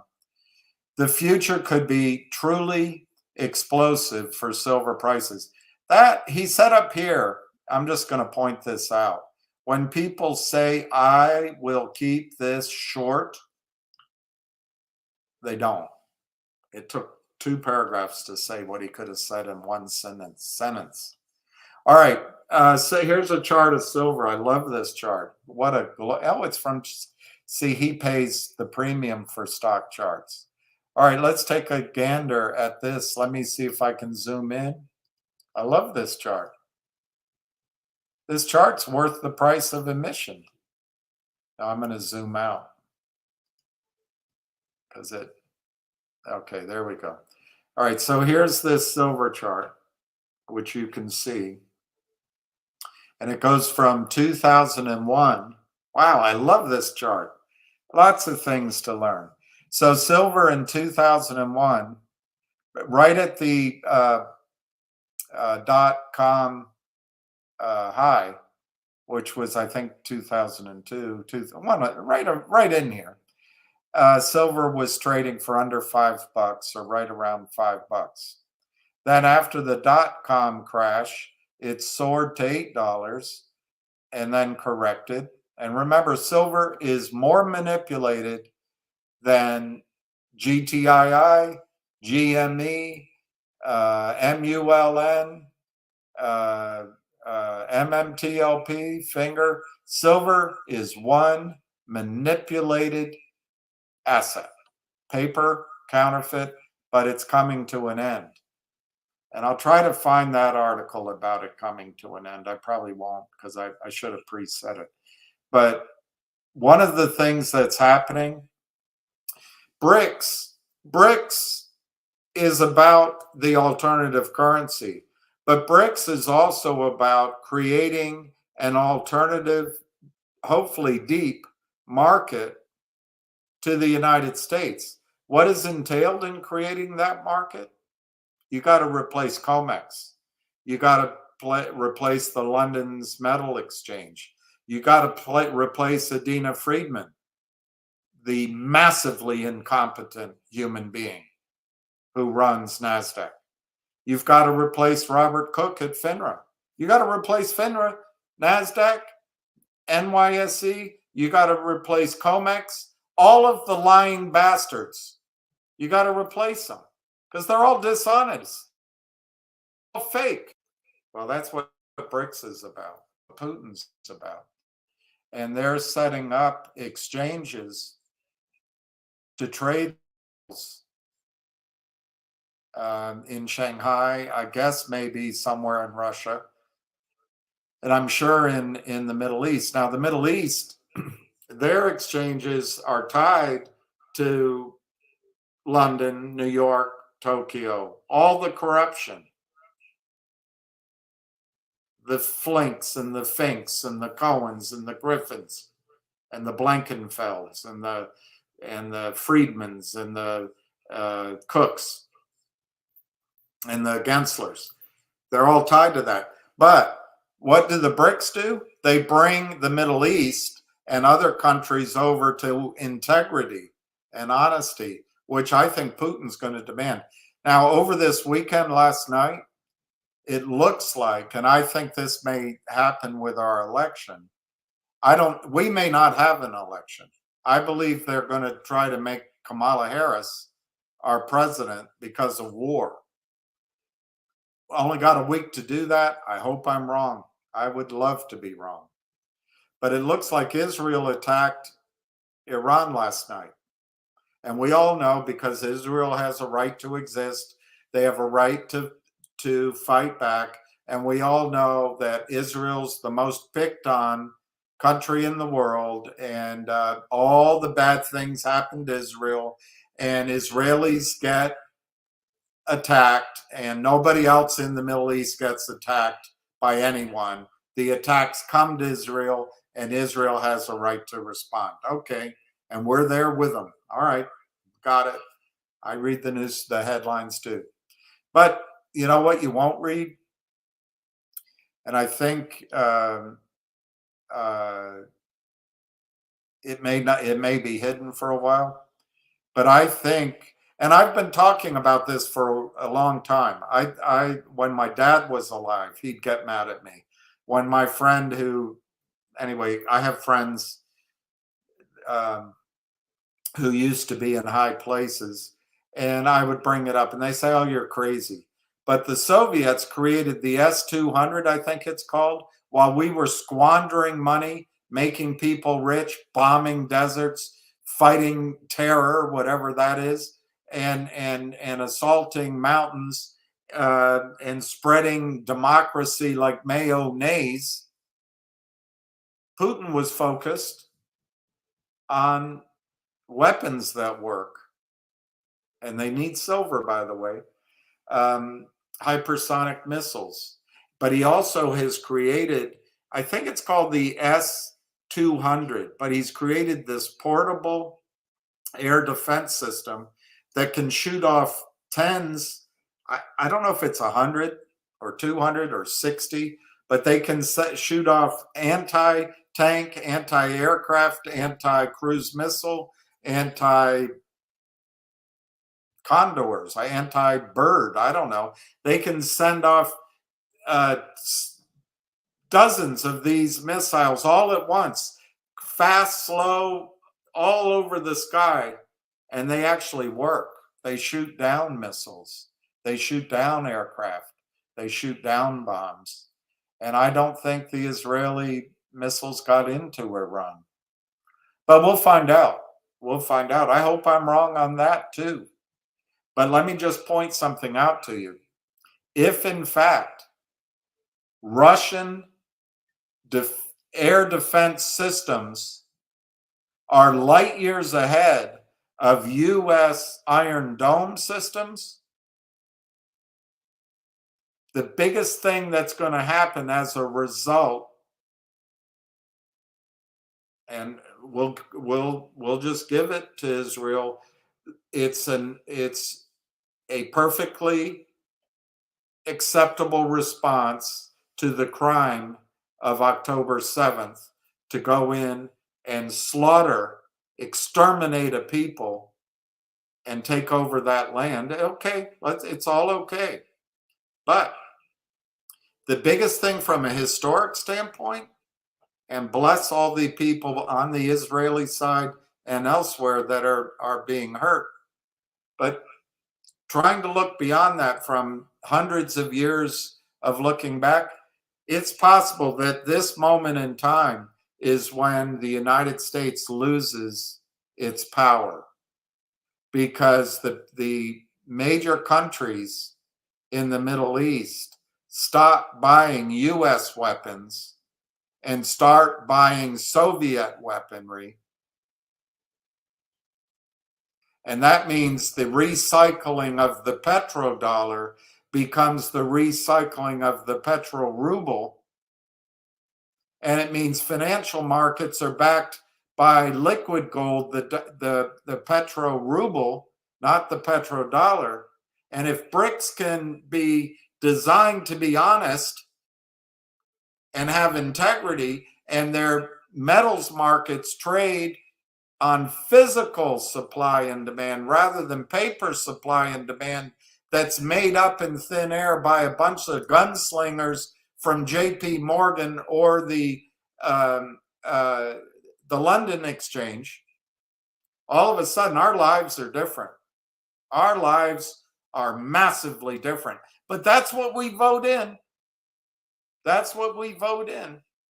And, welcome to the jungle. But that's a long riff. But I'm telling you, silver won't stay at 20. This chart says 26. Silver won't stay at 36. It won't stay at 40. It won't stay at 100.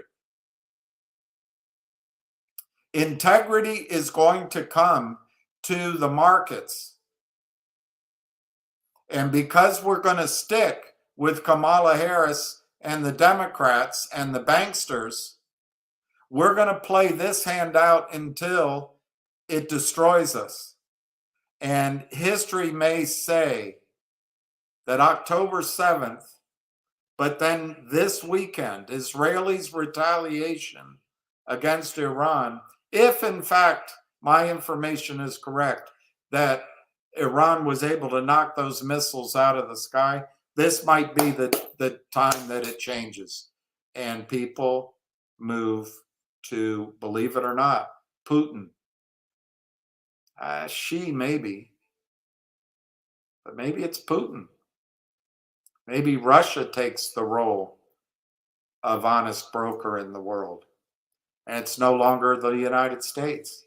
Wouldn't that be a tragedy? But that's, I think, where we are. And I know you have to hear some of my editorial, but that's what I'm trying to tell you.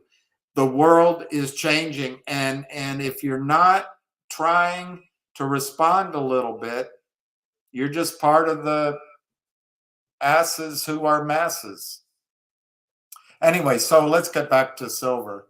In 2001, it was $5. In the financial crisis, where Goldman Sachs got to look at the books first, because that other Goldman guy with the bald head, I forget his name, sat next to George W. Bush as George W. said, "This sucker is going down." Well, look what happened to silver. It got crushed as under folks. Ben Bernanke started just printing money and buying bonds and driving interest rates to zero. And the fake silver got sold. It broke the trend line and it came all the way back down to $8. So one thing to get out of this chart, silver is volatile. But look at the run from 2001 to the height of the crisis under George, our nation's got to eat, Bush.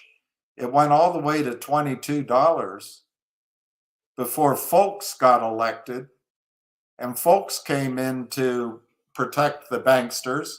And one of the biggest Achilles heels of the banksters is their short silver position. It's fact. It's fact. So folks came in to protect the banks, and silver crashed. But look how quickly it recovered from 09 to 12.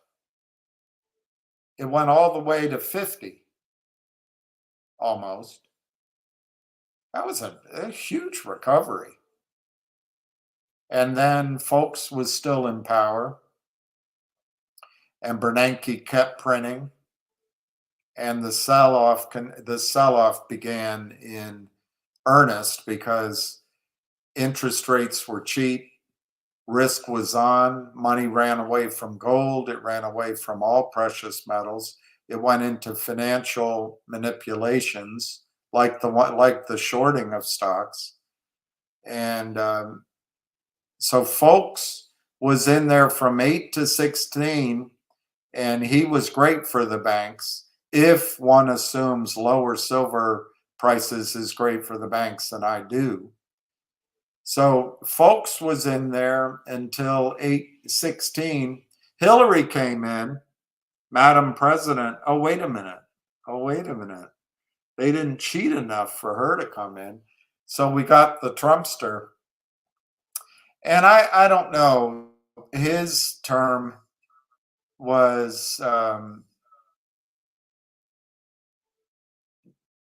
silver went, frankly, but it kind of went sideways. It traded from Obama through Trump between $14 and $20 an ounce.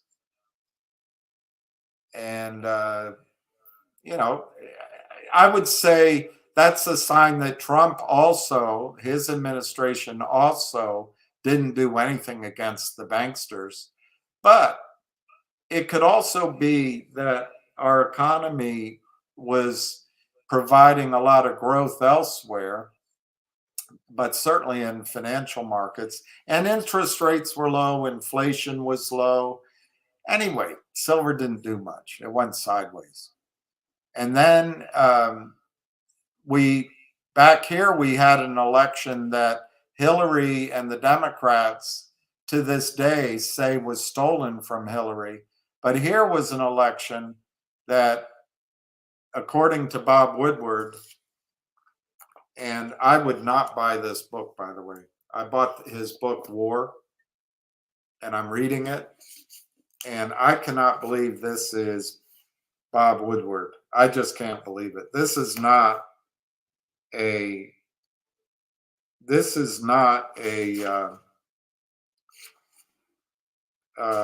journalist.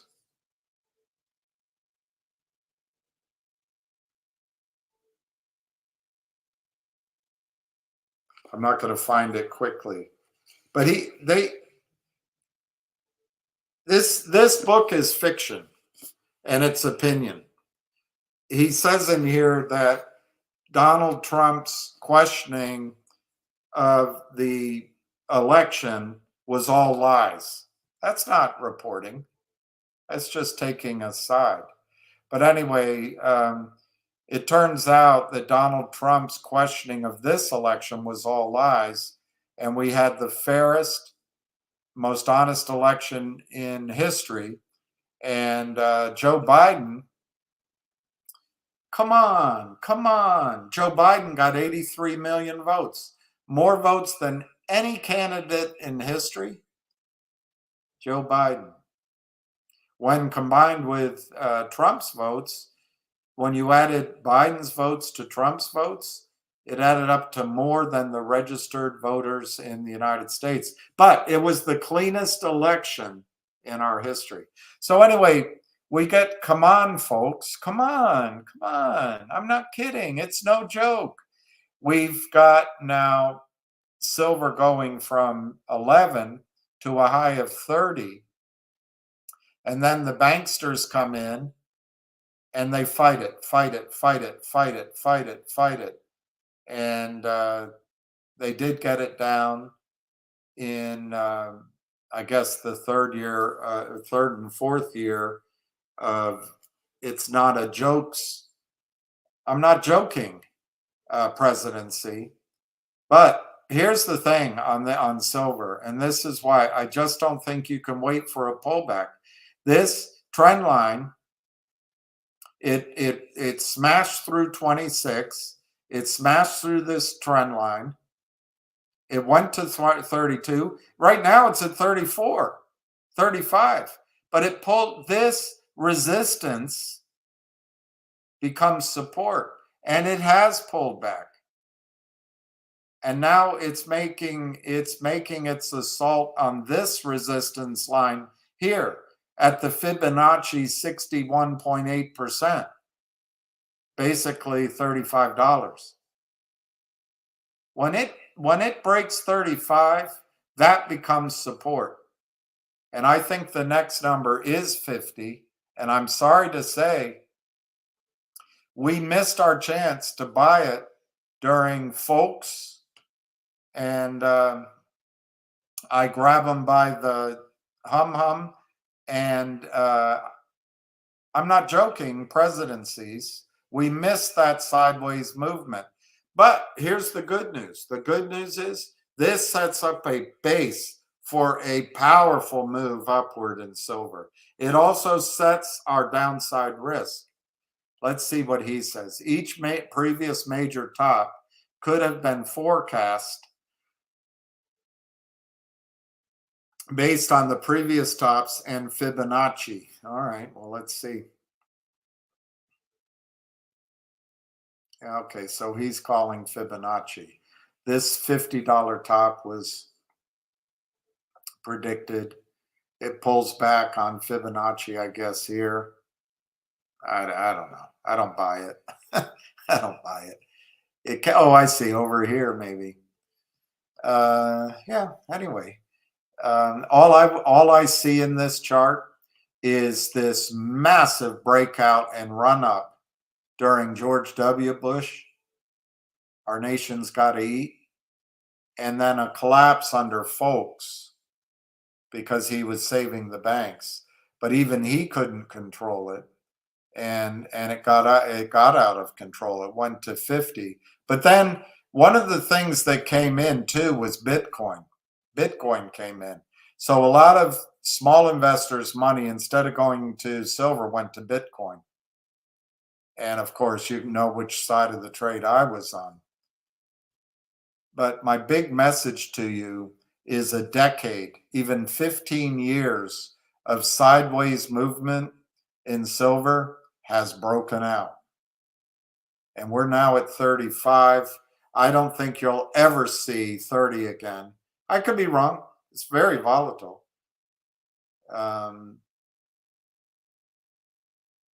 as it broke out here, I would have argued it could come back into this level, 18.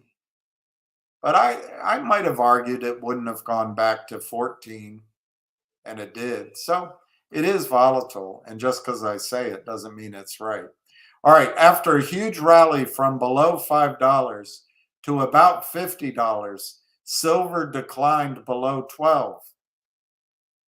It recently failed to rally above 30. There's other critical bullish indications on the chart.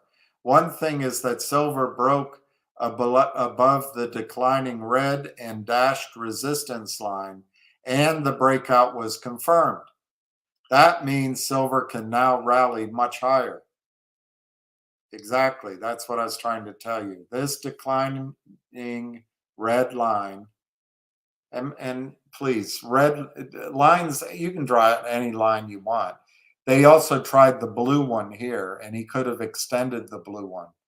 But to be conservative, and maybe because of Fibonacci, he's using the red line. When you break out, it comes back to test it. And because it comes back and it holds, that confirms that breakout. That's the logic. So $26, $27 was an important support. And now it's broken out above 32, and it's trying to break out through all this noise. And I think once it breaks out of that, see you later, alligator. The other thing is silver has a triangle vertex-based reversal point in a few months. Indicate even if we see a big decline here, it could bottom relatively soon from a long-term point of view and launch a massive rally then. All right, he's seeing a triangle here. And so if it pulls back into this,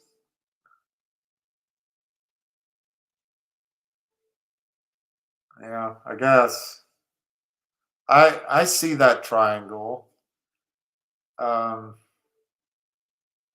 That's important because you don't want it to break this trend line. But even if it were to break that trend line up here, I still see this $26 roughly as major support. Anyway, let's keep reading what he says. Silver's long-term cyclical turning point, and that's what he's calling this, also suggests an important turnaround at the turn of the year. If silver declines here, and let's look at what date this is written, August 23rd this year. If silver declines here, this might be where it bottoms and soars from there. That is if he capitalizes. Silver declines in a major way from here at all. I didn't read this article before I started reading it to you. So he's even admitting that's if it declines from here at all. It might or might not be the case. If there is no major decline and silver simply soars soon, based on its above-mentioned breakout, then the cyclical turning point could imply more important top that starts on a short-term correction. Well, yeah, maybe 50. And what are these Fibonacci's? There's $63 and then $77. And then he puts up here the next major targets for tops are $75 and $120. So I guess he's using his Fibonacci projections. So his next major top targets, 75 and 120. I would agree with that. That would fit my projection that it's going to double or triple from here. All right, so you can join his community. Either way, the long-term outlook for silver is bullish. How far can silver soar? There's an interesting technique which has proven particularly useful when determining silver's topping price levels, which we can apply right now. The technique is called the Fibonacci extensions, which is the inverse of Fibonacci retracements. Simply put, it's about how many times the price can extend its previous price move, rallies, before topping out. The remarkable thing about silver is that all previous major tops during its bull market formed in tune with the Fibonacci extensions. I would say there's two reasons for that. One, well, maybe three if you believe in Fibonacci. Fibonacci takes something that Fibonacci noticed in law of large numbers, in nature, in space, in almost anything. There's these patterns, cycles, beauty. You know, when birds fly or swarm, it all matches his Fibonacci numbers. That's one, maybe. Two, silver is truly an item that trades based on psychology, and Fibonacci is an attempt, when it's used in technical trading, as a way of trying to measure not individual decisions, but the totality of human decisions, investors' decisions, like a flock of birds or a school of fish trying to get away from a shark. Anyway, and then the final thing, I think silver is manipulated, and the same computers which destroy market caps of stocks are destroying our precious metals markets and our real estate markets, and they destroy price discovery. And when Putin is able to convince 44% of the world's economy to join BRICS and go to his honest exchanges, our remaining 22% of the economy, world economy, I'm using rough numbers, which is the G7, which is New York, Chicago, San Francisco, Tokyo, and London. Boys, you're going to see the balloon pop, and then it won't matter. Everybody, there'll be equity in our world. Everyone will be equal, but we'll be all flat on our ass, and it'll happen quickly because money seeks its own level, and we can't stop it. And I don't care how many fat Victoria Newlands, in all of her arrogance, laying down restrictions on countries to use the SWIFT system. I don't care. It's not going to work. It's working right now a little bit. All it's really doing is accelerating the shift away from the United States of America. And we're going to go down with Israel too. I don't care what your political views are. I don't care about your morality and how you view mine.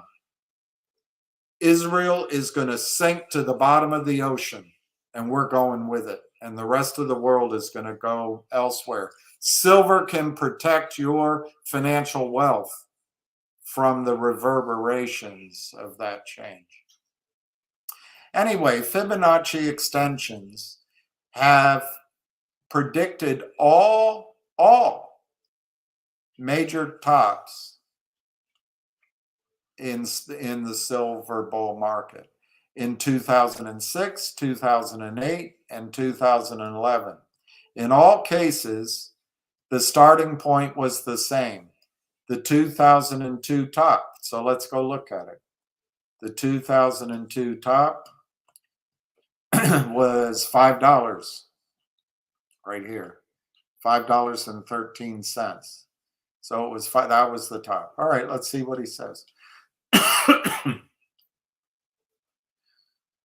Multiplying the size from that top to the 2004 top by 2.618, there's a Fibonacci number, created a target of 1363. All right, so let's look. In 2006, here's the orange line, and silver tops slightly above that. So the Fibonacci extension worked for the top of 2006. All right, so let's come down. Using the size of the move from the 2002 top to the 2006 top by 1.618, another Fibonacci rounded number, that's not the exact number, marked with green, created a target of 2122, which is essentially where silver topped in 2008. So let's go look. 2008, yep. The green line, that's where silver topped. So Fibonacci extensions from the 202 high predicted the 206 top and the 2008 top when folks came in. Okay, let's see what else he says. Finally, multiplying the size of the move from 2002 to the 2008 top by 2.618, marked with gray, created a target for silver of $47.74, which is very close to where silver topped in 2011, which is where I should have bought Bitcoin.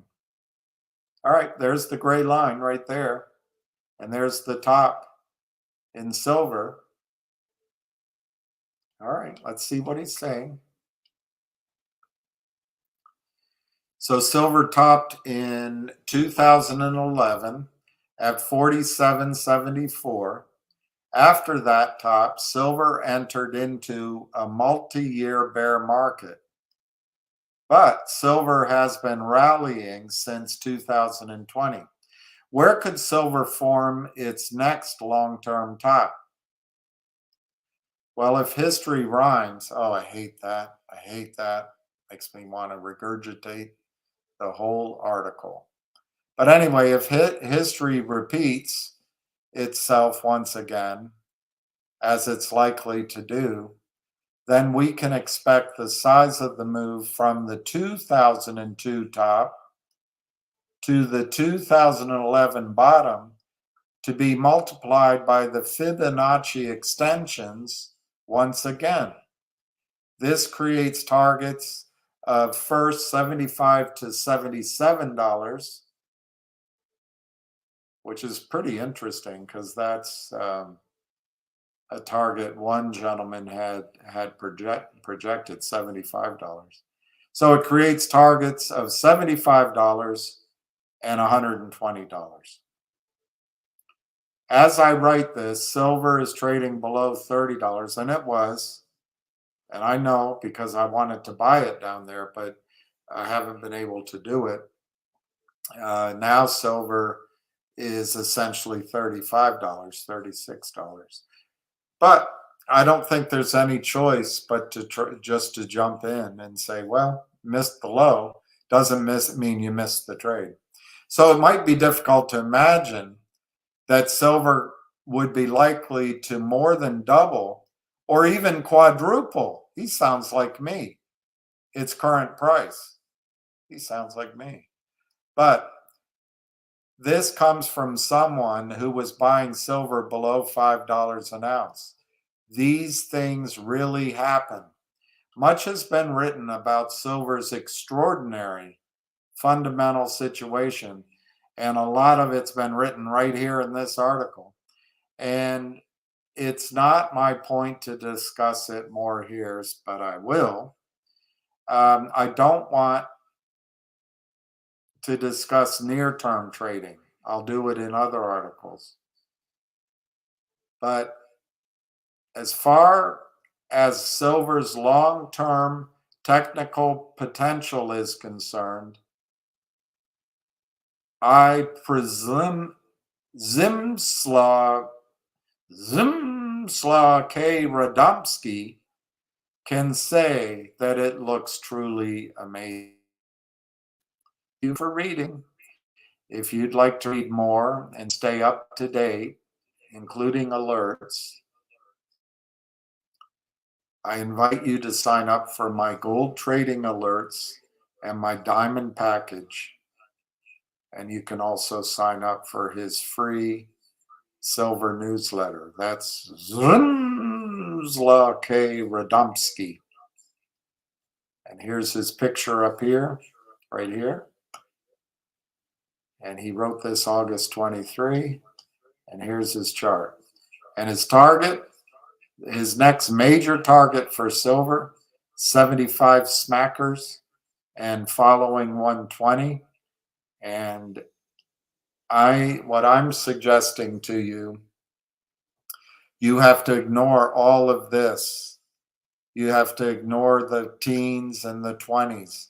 That bear market, and then trying to break out of that bear market, it's all past. It's all over with. We missed that. That time is gone. So now you look at, all right, we broke out. What is resistance? And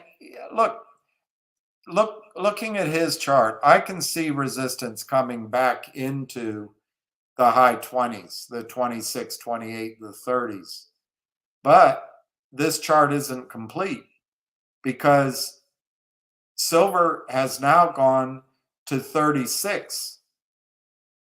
So I think that if he were to update this chart, it would be very clear to you that silver went up and down, up and down, up and down, and it's now at 36, roughly, that it's already tested these supports.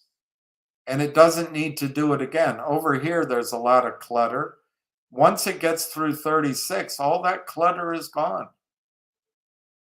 I would be really hesitant to base your investment in silver on a pullback. I just think you got to hold your nose and at least start a position. And if it breaks out above 36, if it breaks out above 44, if it breaks out above 50, you're talking $75, $120, according to this guy, as the next targets. All right, so I talked too much about silver. Let's get off of mothers after all. Let me see some of your questions and then I can sign off. I'll go back assward because I talked for so long.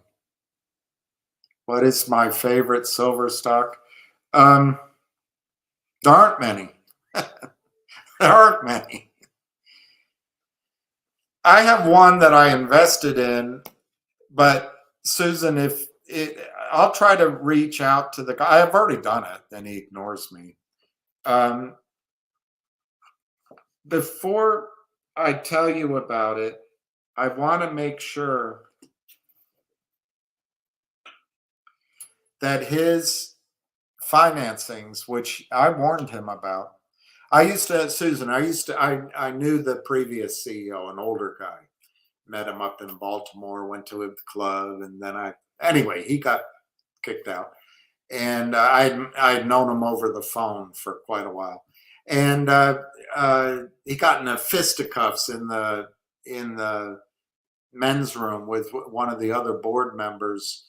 One or the other said something bad about a woman at the board meeting, and so they had to leave, and then they put a woman in charge of the company. I spoke to her. She she wouldn't know me, but I called in. I spoke to her a couple of times. She seemed quite talented and knowledgeable, but I think she was more of a geologist than a CEO type. So then they got a young whippersnapper in, and I have spoken to him, and I warned him about short selling. Well, as one might well imagine, he gave me a lecture about it, and he said that, well, he's been very good. He's brought the company up. He's raised, at that time, he had raised $25 million. We've improved our infrastructure. We've drilled out this vein and that vein, and we're ready to drill a deep hole. And I said, yeah, but you've issued more shares. Well, but you're going to see with the size of the asset, it can be so, it'll make up for that. Well, he was wrong, and he might even work with the shorts, as far as I can tell. But he brought in Eric Sprott. Eric Sprott invested, and Hecla Mining used to be their largest shareholder. And so Susan, I've told the story before, and I have it, I guess I have it in my storage because I have it somewhere. Anyway, I can just tell you. When this company first, it IPO'd, and I put $75,000 in it. And this is 15 years ago and 14 years ago. And I owned, I swear, if I'm wrong, it's not because I'm trying to mislead you, Susan, but I owned something over 3% of that company by putting 75 grand in. To my memory, it was like 3.2%, something like that. But I do remember when I sat down and calculated my ownership of silver based on proven reserves, not speculation. I do remember my calculation that I owned 120,000 ounces of silver, 120,000 ounces of silver for that investment in paper with all the upside potential. Well, the last time I did the calculation, and I want to vomit if I do it again, this young CEO, who I think might have been in cahoots with the shorts, or he just didn't know better. He was warned by yours truly, but he didn't know me to give him his due. But he issued so much stock. First, he took my shares from 300,000 down to 30,000. Now I paid $250 a share, right? That gets it to 75,000. I think that's right. I paid $250 a share. Well, now the stock, I haven't looked recently. I haven't wanted to look, but the stock went down to 15 cents. So my 10 cents, 6 cents, my 30,000 shares became basically my 75 grand became nearly worthless. Why? Because he did deals with criminals in Canada, criminals. But it's a beautiful asset, Susan. It's the most gorgeous asset I've ever seen. But he just issued so much stock. And he was either an idiot or complicit. And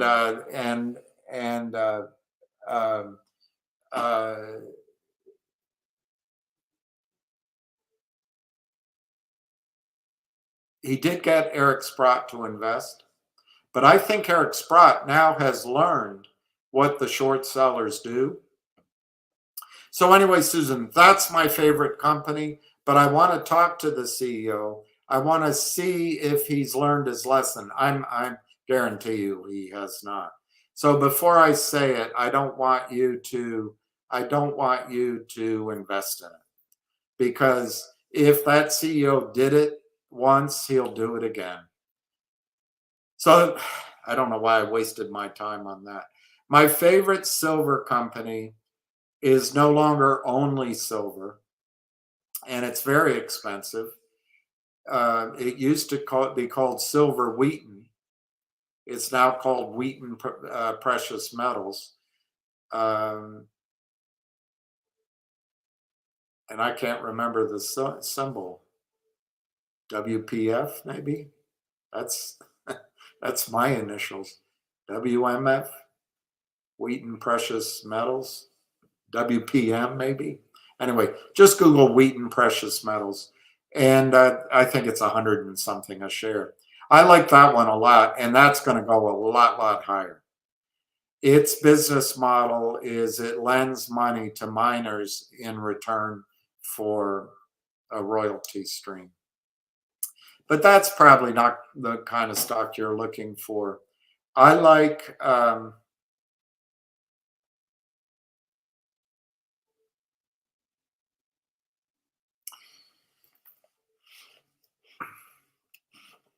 Stephen Lieb has a silver stock that he likes, and I trust Dr. Stephen Lieb very much. Now, these books were written a decade or more ago, but what's weird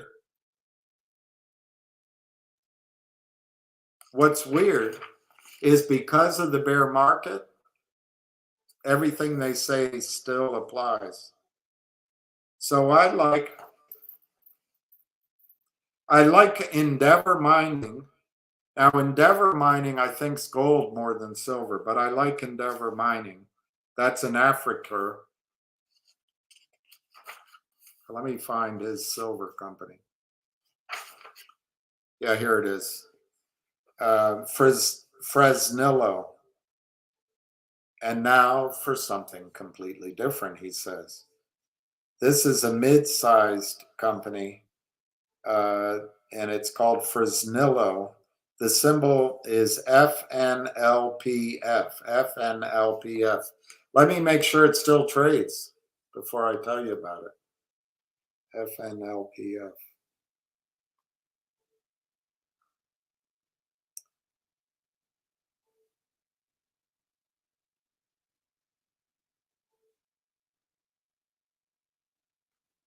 Yep, still does.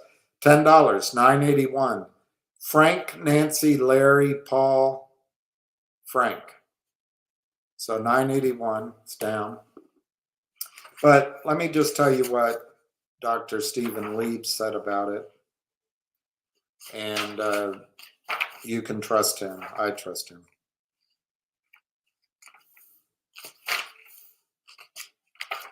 This is a mid-sized play. I just had it. Let me find it.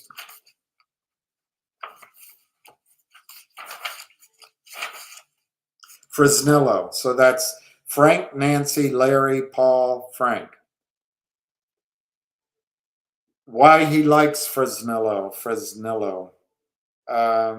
It produces a lot of silver, and that's what made me think of it, because you're asking about silver. So they produce gold, but they also produce a lot of silver.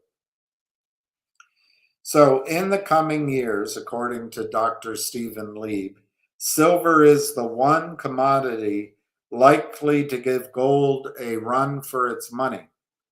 Silver's history as a monetary metal and store of value extends even further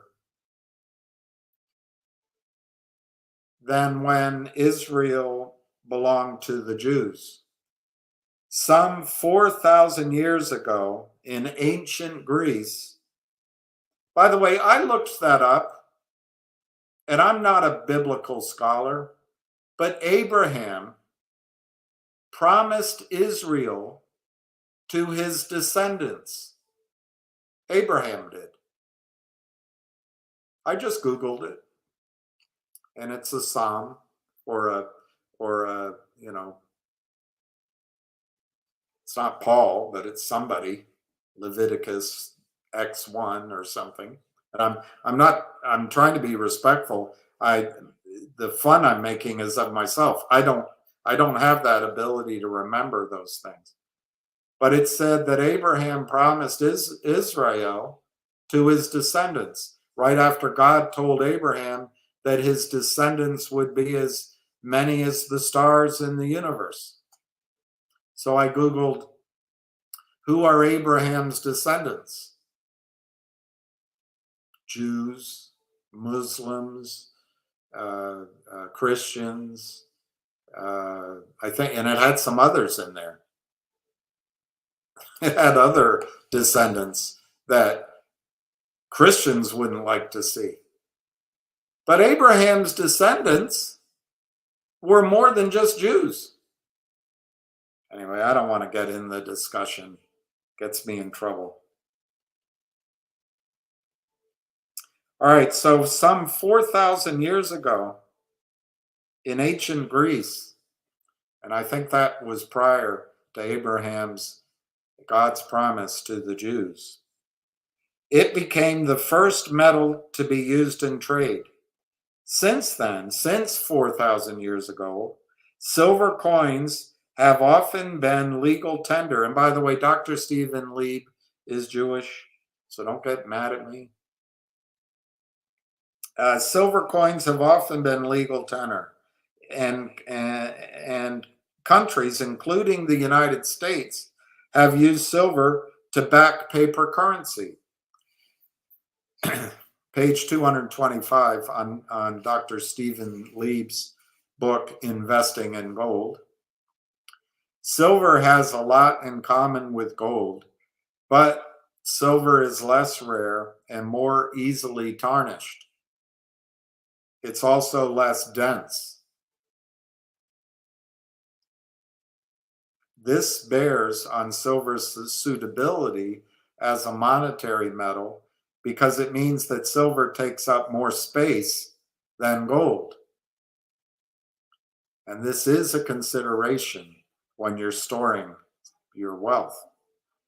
The ratio is about 2 to 1, meaning that an ounce of silver requires twice as much room as an ounce of gold. Although this ratio is far less than the relative values of gold versus silver, as of this writing, when he wrote this, it's true today. It's true today. As of the writing of this book, an ounce of gold is worth 80 times an ounce of silver. It's still true. You haven't missed out on anything. You haven't missed out.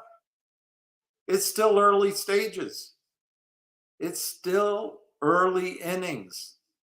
It's still warm up.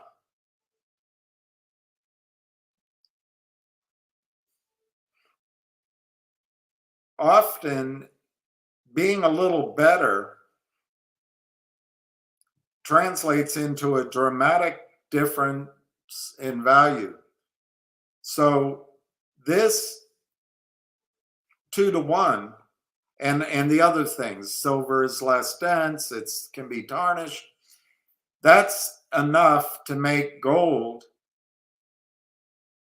a different class. And it allows gold to be valued so much higher. And his comparison is, Dr. Lieb's, a nose better in a horse race can bring millions more in stud fees. When investors focus only on monetary issues, gold can achieve an enormous premium over silver, which is the case today. But remember, Russia just announced Putin, who's after the banksters. He's after London, New York, and Tokyo, who took down the ruble and stripped Russia's assets from the people and gave it to the oligarchs.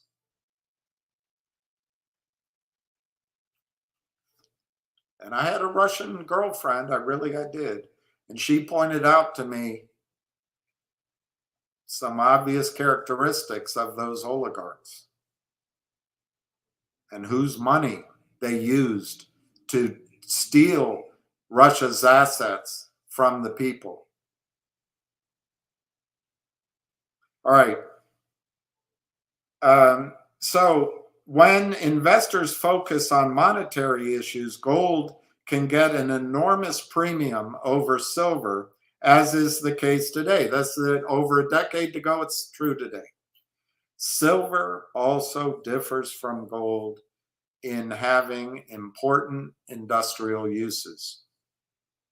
Silver is the world's best thermal and electric conductor and plays a key role in areas ranging from medicine, in killing bacteria, for example, to solar energy. This industrial role, where silver often has no ready substitutes, works against silver, as a monetary metal relative to gold. Because it means that on the industrial side, some silver gets destroyed. In contrast to gold, or in contrast gold, anyway, I've explained myself too much. This I sees perfectly as I move left to right, but the one that lags doesn't always get it. So in contrast, gold, whose few industrial uses can easily be performed by other metals, gold does not get used up unless we sell it to the Anunnaki and they take it to Nibiru. But other than that, gold doesn't get used up.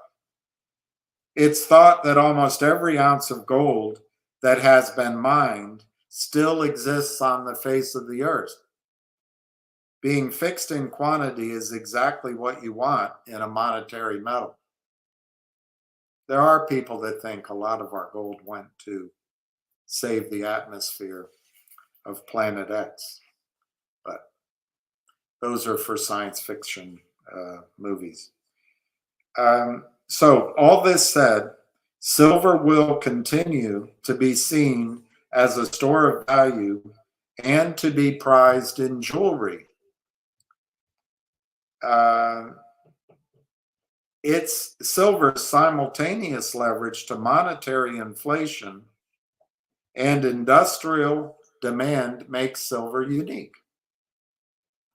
When gold prices are rising, silver prices often rise faster. I'm not sure that's good English, but they often rise faster, especially if industrial scarcities come into focus. By contrast, when gold corrects, silver tends to fall more. So it's volatile. Since mid-1975, when the first post-war gold bull market really took off, gold has more than doubled silver's performance. However, when gold was rising, silver was the only metal to come close to gold's gains. And at times, even exceeded them. At times, silver's gains exceeded the returns in gold. So, Susan, sorry. All of this is to say that it would be a nice addition to have a solid stake in silver. Fresnillo, that's F as in Frank, N as in Nancy, L as in Larry, P as in Paul, F as in Frank. Fresnillo offers a way to get in on silver on the cheap. Fresnillo is headquartered in London. It has mines in Mexico. That's Mexico, I think, is the world's largest producer of silver. If it's not, it's Peru, but it's close. Mexico that make it the world's largest silver producer. All right, so Fresnillo, according to Dr. Lieb a decade ago, 15 years ago, Fresnillo was the world's largest silver producer. Silver accounts for around 35% of its overall production. Gold, and Fresnillo at the time was Mexico's largest gold producer, accounts for a bit more than 50%. Lead and zinc account for the remainder. At its current level, as I write this, the company offers investors a spectacular buying opportunity. The shares fell sharply in mid-2019. So Dr. Lieb is writing this after 2019.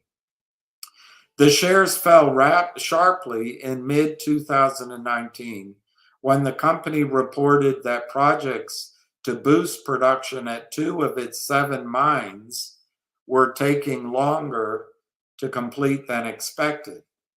As a result, production, rather than increasing, fell 10%. By October of 2019, the stock had dropped nearly 30% against gains of other mining companies, gains of 30%. This massive divergence moved the stock from one of the largest capitalized mines in the world to a mid-cap with a valuation of around $6 billion. Let's see where its market cap is now. According to Yahoo, Fresnillo's market cap right now, Susan, is $7.3 billion. So you haven't lost anything since 2019, very little. So his arguments, even though it's 5 years later or more, but 5 years, they still work. So they still work. They're still fine. This guy's a brilliant man, brilliant mind. All right, so Fresnillo had a market value in 2019 when it sold off of $6 billion. It came down from some level, whatever 30% is, and today has a market cap of $7.3 billion. So Dr. Lieb continues, but while the delays in growth of these projects in Mexico were disappointing, investors' reactions speak more to investors' focus on short term rather than anything problematic. The company has a strong record of delivering solid gains in production, and the company's longer term prospects remain intact. The company attributes the delay in its growth projects to infrastructure issues, which should be resolved in 2020. I'd have to look it up, but that's something to check for. Along with the company's other projects, Fresnillo should be positioned to generate growth in production and in proven and probable reserves through the next decade. This one. A third project, which is a new mine, is scheduled for completion at the end of 2020. This is called Juan Escipio. The completion of all 3 of these projects by the end of 2020 should translate into record gold and silver production. Some analysts argue that Fresnillo's valuation metrics are still high, even after the drop. He wrote this in 2019. But this opinion overlooks the long-term growth prospects, the resource base, and Fresnillo's leading position in silver. At the end of 2018, Fresnillo had attributable resources of 2.2 billion ounces of silver and 39 million ounces of gold. These assets correlate strongly with long-term production prospects. They put Fresnillo in the same class as mines with valuations several times higher. These numbers do not take into account any or many additional exploratory opportunities for Fresnillo, not only in Mexico, but also in Peru and Chile. In a bull market for gold and silver, this first-class mining producer offers potential gains that nearly match those of many well-positioned junior mines. In other words, junior miners give you, if you're in the right one, they give you massive upside as they go through market awareness. They become mid-size and then they become blue chip. He's saying that this one, which is already mid-size, gives you those kind of potential returns in the quality of a mid-size company. Over the next decade, a 10-fold gain would not be a surprise. So that's one, Fresnillo. And then I like Franco-Nevada, but that's gold, and it's more big cap. And what else would I recommend in silver?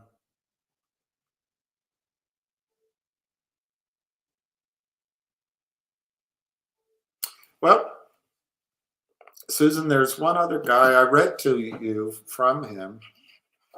I put it up here, an article. There's Keith Neumeyer, and he's the CEO of First Majestic Silver. And he did an interview in March of 2019, and silver was $15. And he lives, I guess, in Costa Rica.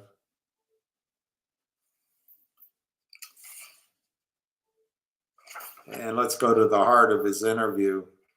This guy, Neumeyer, has been in the mining sector for 35 years, and this was 5 years ago, so 40 years. He came from a copper company based in Africa. He went into gold. And then he says here, we, the world, we are electrifying the planet.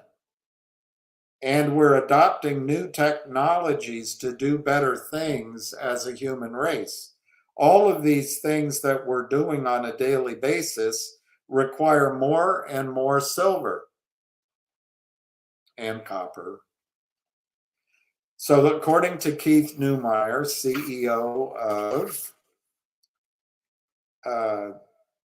First Majestic Silver Corp. I'm looking for the symbol. I can't find it. I'm sure it'll pop up here. So he says, we need more silver. It makes a lot of sense for him. And now his company, First Majestic Silver, is one of the more significant silver producers on the planet. It's 5 years ago, but I just read you an interview from Keith Neumeyer not more than 4 days ago, 5 days ago. Okay, and remember, just because these are delayed 5 years doesn't mean it's wrong. Everything got delayed. I think the delay came from printing of money.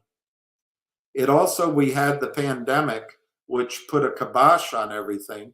And then Bitcoin came in. Now, he knew about Bitcoin at that time, but a lot of investors' money has gone into crypto instead of gold, silver, platinum. Anyway, so he talks about silver. First of all, the supply and demand numbers we see published are complete nonsense and a waste of time to read. He's talking about research firms. You know, I assume, he won't say, but I assume your brokerage firms. Okay, here's an example. I just saw that Samsung signed a deal with a mining company this morning to acquire all of that mining company's feed of silver concentrates over the next couple of years. We've also had companies approach First Majestic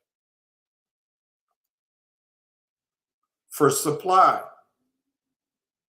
This is a fairly new phenomena, which has only happened in the last couple of years because very big consumers of silver, like Apple, Samsung, Toyota, Sony, use a lot of silver. And you could probably add Tesla. You might have added Meta Materials before the criminals got their fun. These companies are paranoid to tell you how much they use. They don't want you to know that there's a supply imbalance. I've looked these companies right in the eye and I've asked them, how many ounces of silver do you consume in a year? And these companies won't tell you. They're absolutely paranoid that the market, the silver market, the precious metals market, is going to find out how much silver, copper, and even gold they need. Because if hedge funds figure out how much the big manufacturers need on a daily basis, the hedge funds will front run. And all of a sudden, BMW, Toyota, Tesla, Apple will have to pay higher prices for silver. This is what I'm trying to get you to jump out in front of. Nothing stays secret for very long. And what's happened with the hedge funds and all the guys that have pinky rings and, you know, wear red socks and don't wear ties and all dated Adina Friedman when she was younger,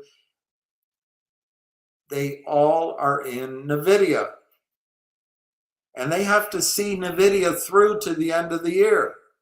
Because if they show up in the bottom half of performance in NVIDIA and other, there's like 5 other stocks, investors will take their money away from their quote unquote management. So they got to ride out the string like lemmings. They got to own NVIDIA and Apple and Tesla and, crap. They're all good companies, but what I think's crap is the PE multiple. I could be wrong. Maybe this time is different. But what I'm trying to get to you is that when Wall Street gets back from Christmas, gets back from Hanukkah, gets back from Kwanzaa, gets back from other vacations, and comes around January, they're going to be looking for where should their money go. I think it's going to be in silver, gold, oil, gas. If you could quantify water, farmland, commodities, iron, copper, tin, platinum, palladium. And I'd like you to take a stab at being there first.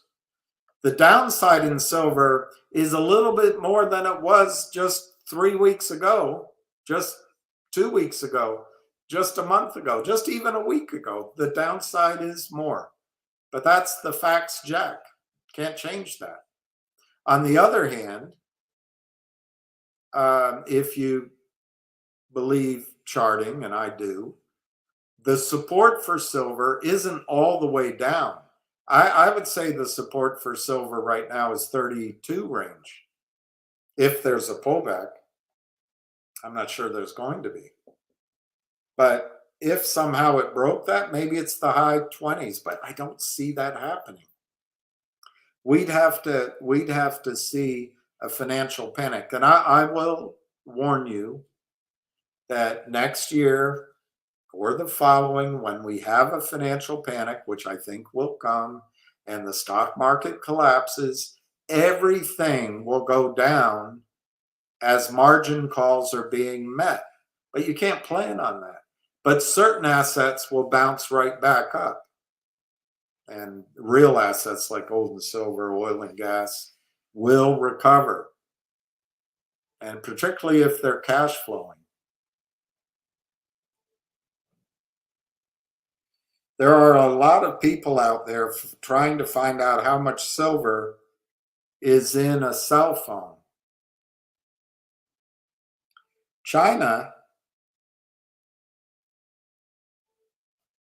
you can't find an Apple phone. There's a handful of manufacturers of cell phone in China. No one even counts the data from those manufacturers. So it's easy to figure out the supply side of silver, relatively easy.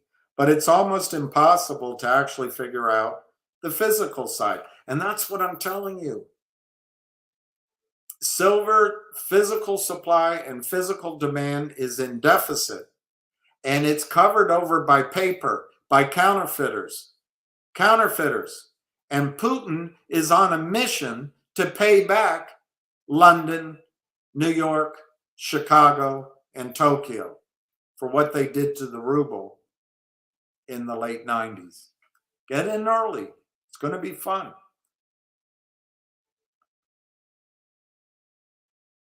So Keith Neumeyer says, I know this from being in the silver business for almost 25 years, and we've never had a problem selling our physical silver at any price. We've never had a problem. Every bit of silver he produces, he sells. Think of that. Think of that. It's a liquid market, and we do sell it at spot, but it's not like cobalt or uranium, which trade by appointment. Silver is a strategic metal needed by the human race, not by white straight males, the rest of the races. Trying to make fun of my running commentary. I'm making fun of myself. Silver is being gobbled up at alarming rates, and no one's really talking about it.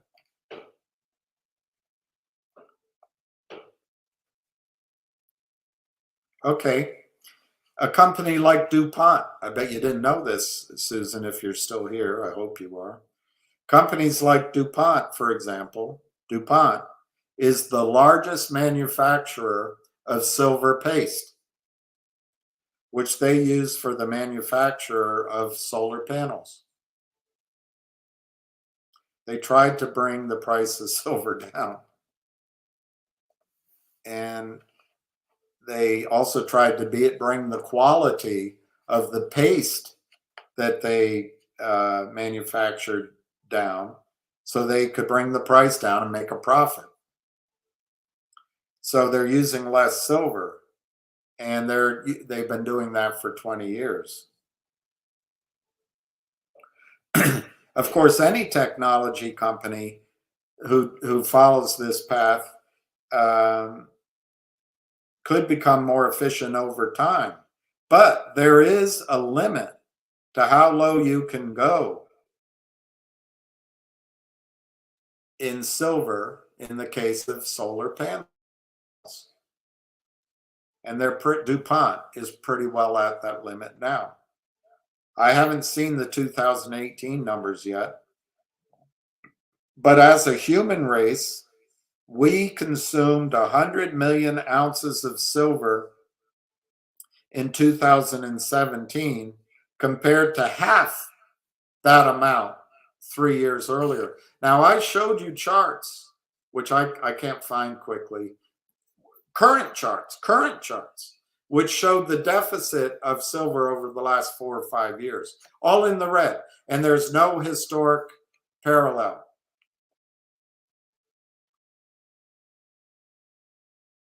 Amy.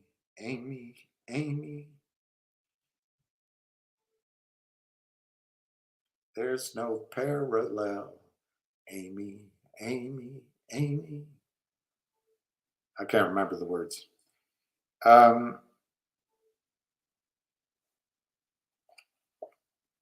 So if solar panel consumption goes up like a hockey stick, the demand for silver is not going to stop. This is Neumeier, I've been to several countries on the planet, and I've seen the governments of Germany, Japan, the United States, and Saudi Arabia all adopting solar technology. No one wants to build another nuclear plant other than China, of course.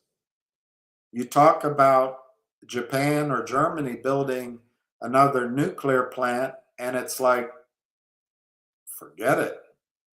Their governments are going solar, and it's come to a point where it's cheaper to build a solar farm than a nuclear plant. It also costs less to produce electricity from solar plants versus nuclear. That inflection point has arrived, and that is why governments around the world are now adopting solar tech energy. It's not going to stop. It's going to continue.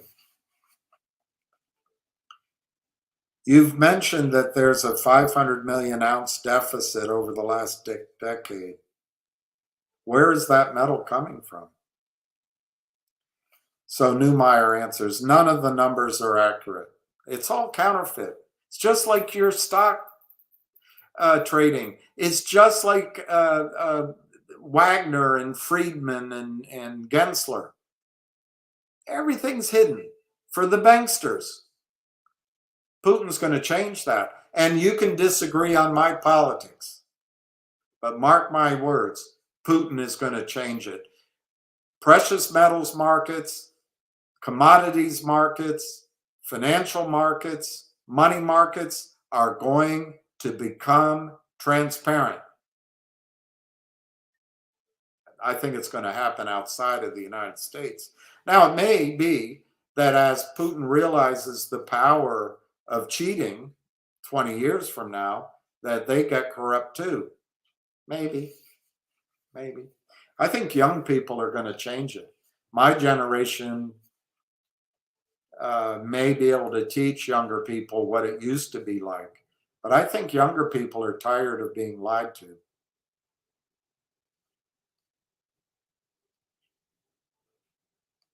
All right, so he says none of the numbers of supply and demand in silver are accurate. The numbers coming out of research firms are completely inaccurate.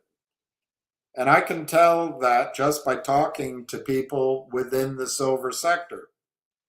I talk to refineries, mining companies, consumers, and I have a pretty good feel because I've been in the industry now 25 years. There aren't too many out there who know the silver space as well as I do. Keith Neumeier. And I'm an ex-trader with a D, not a T. I've worked for banks. So I have experience on the silver side. I also have experience on the banking side. I understand how financial markets works. And I know that metal prices are being depressed. I know the reasons why they're being depressed. So the question that you're asking is there a point when all of a sudden there is no metal around, silver, and the paper price has to move in order to increase supply? That's a tough question, and I get it all the time. Where is the inflection point? So far, the banks have won in this game in virtually every market, except, as you pointed out, palladium. The palladium market is so thin, they just haven't been able to control it. Although they have been able to control the silver market to the point we are today, I don't think it's going to last forever. Obviously, he was wrong 4 or 5 years ago.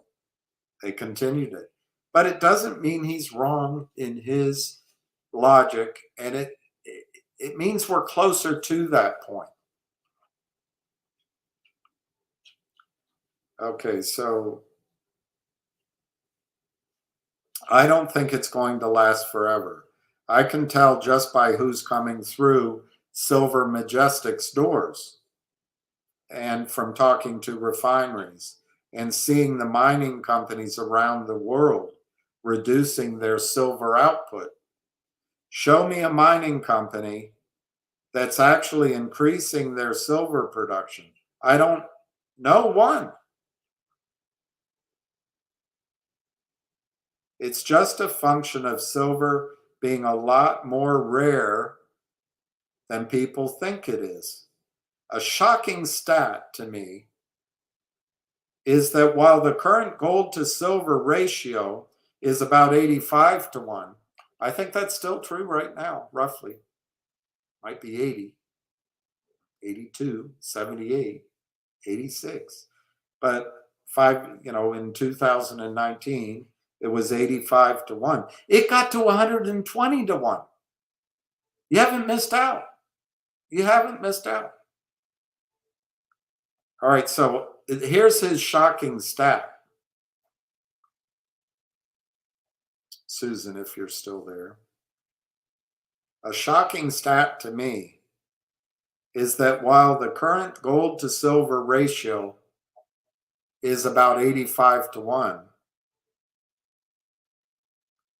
we're only mining silver at a ratio of 8 to 1 gold. 8 to 1 gold. And he's already told you, and I've shown you the charts, that the physical silver above ground doesn't exist. So how does gold trade at 80, or silver trade to gold at 85 to 1 when they're only mining it at 8 to 1 and there isn't any silver above ground? Lies, counterfeiting, paper, fraud. It's all the same crap you know about. But Putin's going to change it. She's going to change it. Modi's going to change it. When? I don't know. But I think my experience with brains and money and markets is as soon as a concept, I know a concept, there's really smart people out there that know that concept and they're acting on it and they have the money. I don't. And they're going to act quickly, and that arbitrage is going to close. And if there's honest exchanges, money will flow out of New York and go to I don't know, to Tbilisi, wherever the new market is, Leningrad. So anyway, you just got to get in early, and I think it's still early.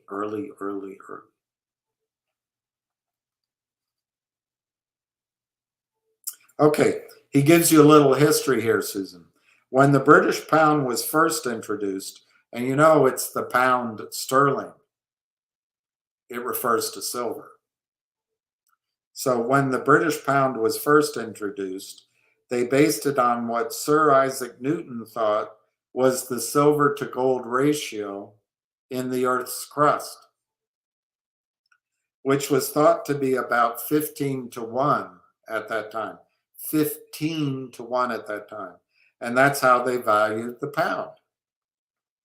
That ratio was surprisingly accurate. Going back to the 1500s, this is back when the Ottomans controlled Israel, controlled Jerusalem. So the Ottomans had stolen God's land from the Jews. If you buy that idea that God gave Gaza and Palestine, what became known Palestine. And if you look up at the map of Greater Israel, it'll give you a heart attack. It's massive how much land God gave to Jewish people from Brooklyn and from Moscow and Kiev who moved to the Middle East. But anyway, if you buy that, the Ottomans were controlling the Jewish land. They stole it from God's direction.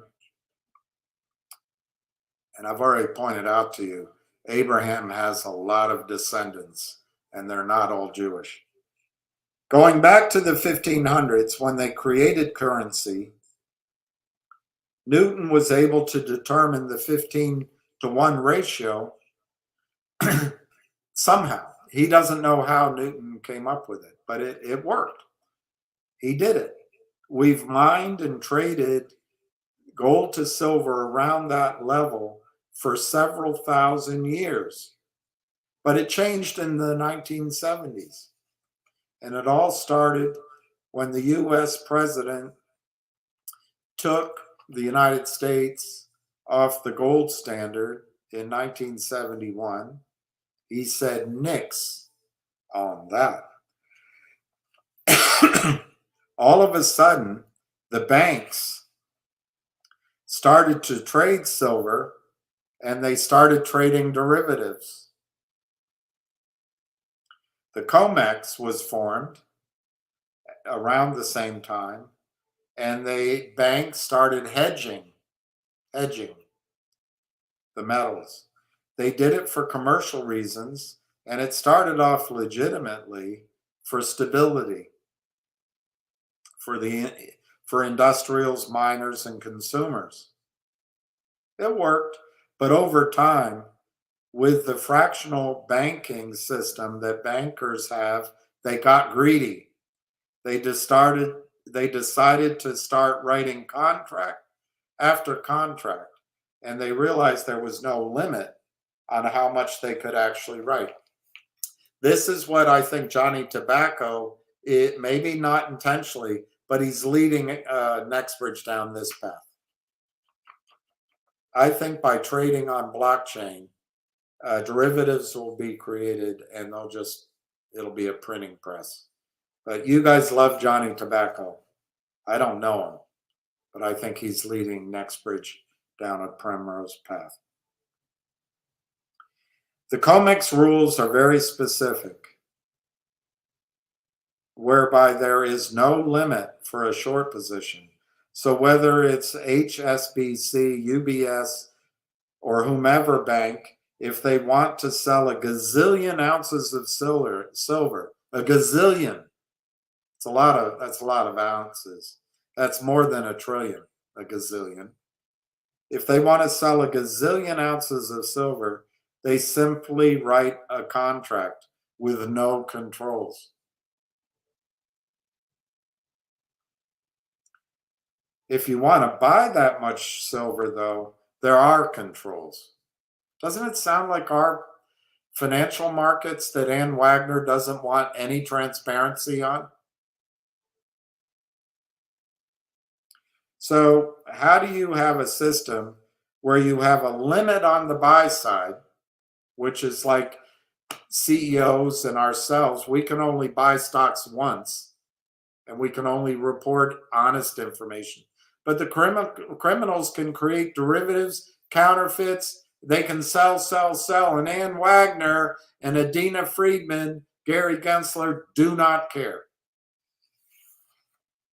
It's the same in silver, but it's coming to an end.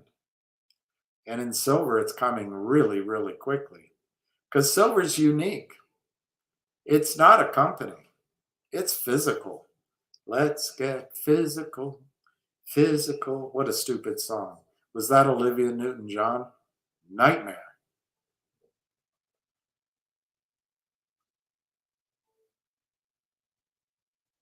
They said, fool, forget him.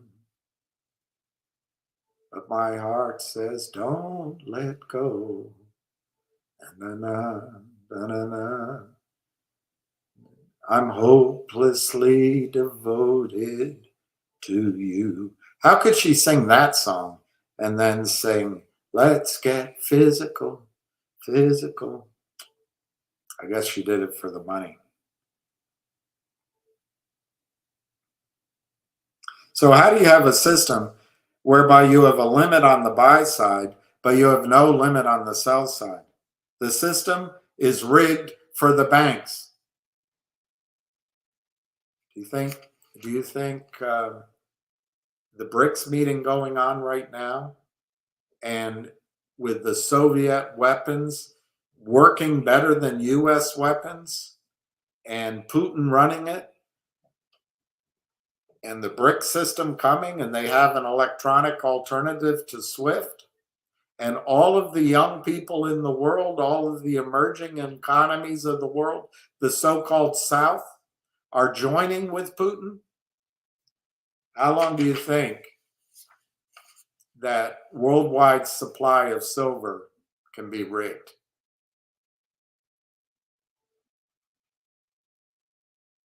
So he goes on, Neumeier goes on.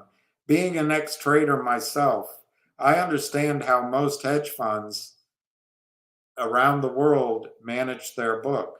If they own Tesla and their average cost is $300 a share, they're going to try their best to make sure Tesla doesn't go below $300.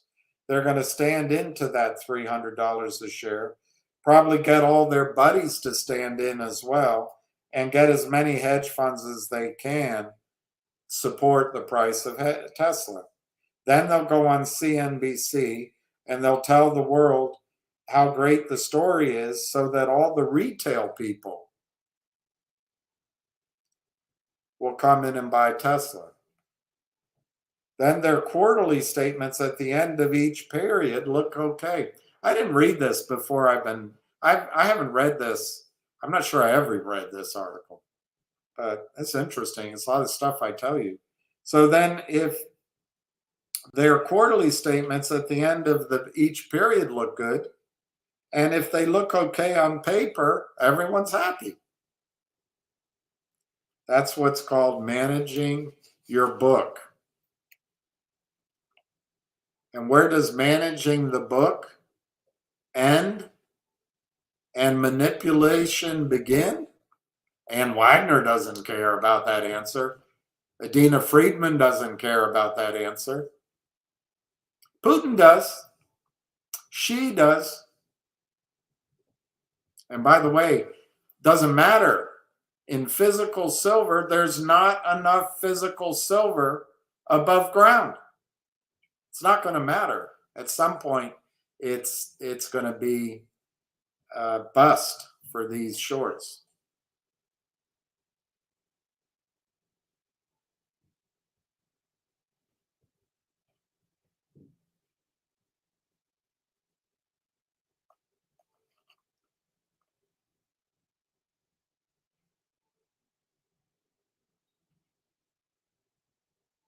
All right, this is interesting because I talk about peak oil, and he's going to talk here a little bit about peak gold. But it's an important thing, and I try to make it clear. We talk about peak gold, but even though I'm a gold bull, that's Kevin Neumeier, there really is no such thing as peak anything. The human race is good at finding things. I'm not 100% sure. Lithium was pretty rare, but now lithium is pretty common because we found it. There are literally hundreds of years worth of lithium available to fuel any electrical car wherever you're going to build. That's true. Cobalt, he talks about the same thing. Okay, so supply, when prices go down, costs go up because reserves start to deplete, grades start to fall, and then the economics of a mine are obviously not there, so the mine gets shut down. Then supply comes offline, which creates the next cyclical move in price. What that means is very simple. The cure to low prices is high prices, or vice versa. But there's a delay. And in his case, he's saying maybe 5 years. So if silver hits $30 an ounce tomorrow, you would start to see silver production increase. But it would take time. It would take time. And it's not going to happen overnight. But within 5 years, worldwide silver production would go up. It would be just like if you saw $5,000 gold. Gold production would go up. We'd start mining in the dumps. We'd find it in garbage, washers, dryers, televisions. If you look 100 years from now, we'll just start mining our old waste dumps. Anyway, it's going to take time.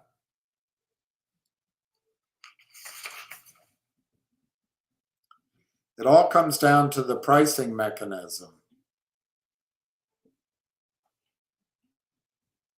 There's a direct correlation between price affecting supply. No kidding. But it's something that is highly manipulated, and you and I do not have a clear understanding of what the actual supply and demand fundamentals are. That's just like our stocks. But Ann Wagner doesn't care about it. This is all created by a regulatory government and bank-run pricing system, which is illegitimate. I haven't read that. This is amazing. I'm starting to like Keith Neumeyer. This pricing system is not functioning correctly, and it does not allow miners to create good business or finance the needs of communities where the miners are active. It's unfortunate because mining is common around the world, and there are a lot of communities who require these hundreds of thousands of jobs. Because of the margins, though, kids don't have schooling, infrastructure's not built, electrical, water, sewage, you name it.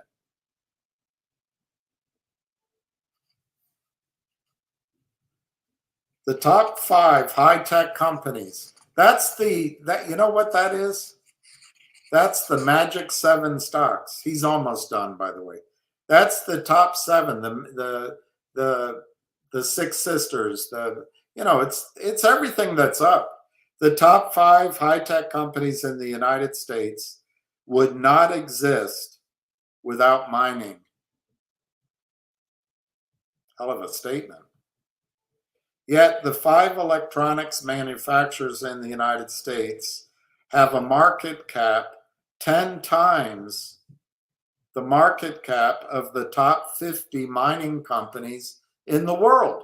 So the top 10 electronics manufacturers in the United States have a market cap equal to the top 50 mining companies in the entire world. Does that make sense? No, because the technology companies wouldn't exist without those 50 mining companies. There is a complete disconnect caused by this pricing system, and the government and the regulators allow it. And the banks take advantage of it. I think a lot of it's our educational system and the fact that we're all woke, and these young people come in and they say, no oil, no dirty mines. But they still turn on their computers. They still click pictures of their rear ends and put them up on Instagram to get as many likes as possible. They don't make the connection.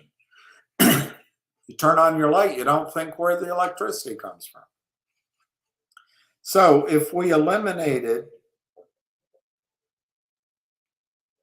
the bad regulatory environment, and the miners were actually, and the there's no price discovery.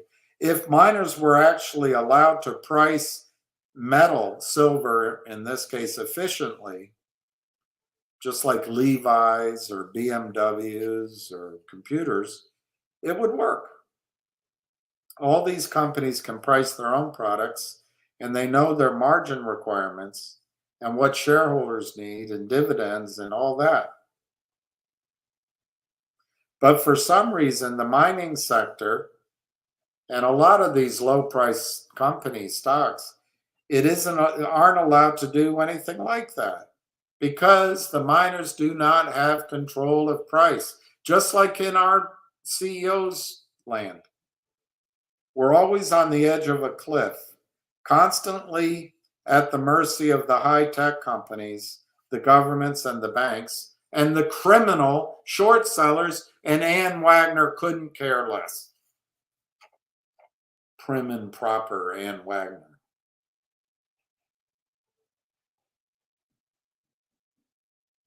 Okay, I like this Kevin Newmeyer. He's very good. I think investors, shareholders would be pretty shocked with the amount of energy it takes to produce an ounce of gold or silver. If you put a 1-ton block of rock, which you've pulled out of the earth, 500 meters below the surface, you have to build a tunnel to get there first, which takes years. It takes miles of tunnel work to get that 1 ton of rock out. There's a lot of investment and risk. Then when you get that ton of rock to the surface, you have to crush it, grind it, and make it into a bunch of powder. You throw chemicals at it. You pull as much of the metal out as you possibly can. If you're lucky, you might get 3 ounces of silver out of this ton of rock. That's about $42 worth of metal out of a ton of rock. But there are thousands of workers. There's oil, gas, electricity, and chemicals. If people actually understood what the mining sector goes through to supply the metal, which is so critical to the human race, I think they pay elementary school teachers more than overpriced wankers. Okay, last section. It's a very cyclical industry. I've seen a lot of bull markets and a lot of bear markets. This bear market started in 2011. It's now 8 years in, 2019, and that's usually about it. Bear markets historically over the last 100 years don't last much longer than that. I think we're already in the first or second inning of the next bull market. The markets are interesting. Gold and silver look like they're setting up nicely. As an ex-trader, I think it's a great time to be looking at these metals. I'm a triple-digit silver guy. I think silver is going to have a good couple of years going forward. You just don't really know when the inflection point is, when the price starts catching wind like it did back in 2010. That will repeat itself. And owning good mining companies is often a way to take advantage of the major movement.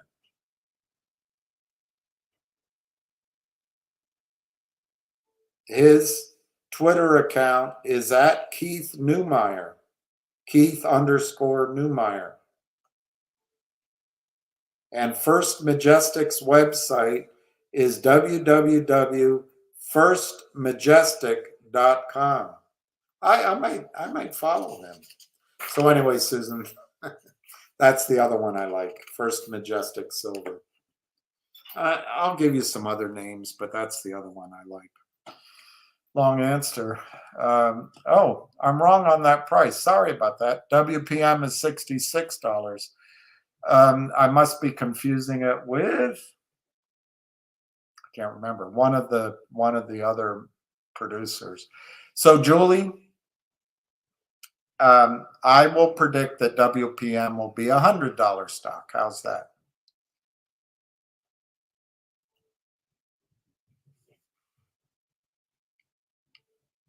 Well, your English is terrible, so why don't you write your question with a little bit more precision and I'll answer it.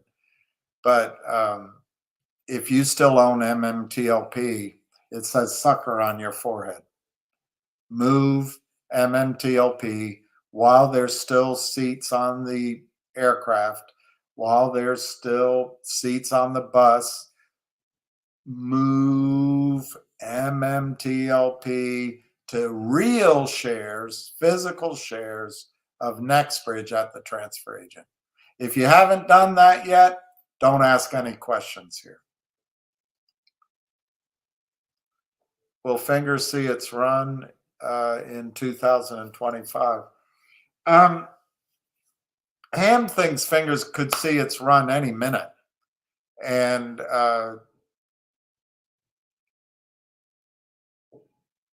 I've seen Ham call trades like that before, including in Finger, by the way. And if you watch Finger, Finger went from 20 cents to $17. So it could happen at any time. But my working idea on Finger is that the story of Finger is a little bit confusing to people trading, you know. Well, I want you to look at this stock. Well, what does it do? Well, it does click. I'd like you to consider an investment in Finger. What does it do? Well, sorry, I got to click. So I think Finger needs to get one of its divisions becoming the majority of its story. That phone call would be a lot different. Hey, I want you to invest in Finger Motion. Well, what does it do? Well, it's in a lot of areas, but the reason I want you to invest in it, it's a big data company which has government contracts, insurance contracts, and it's valued at 100 million, while the best comp is Snow, SNOW, which is trading at 30 billion with a B. Well, tell me about it. So when the story gets simpler, that'll help.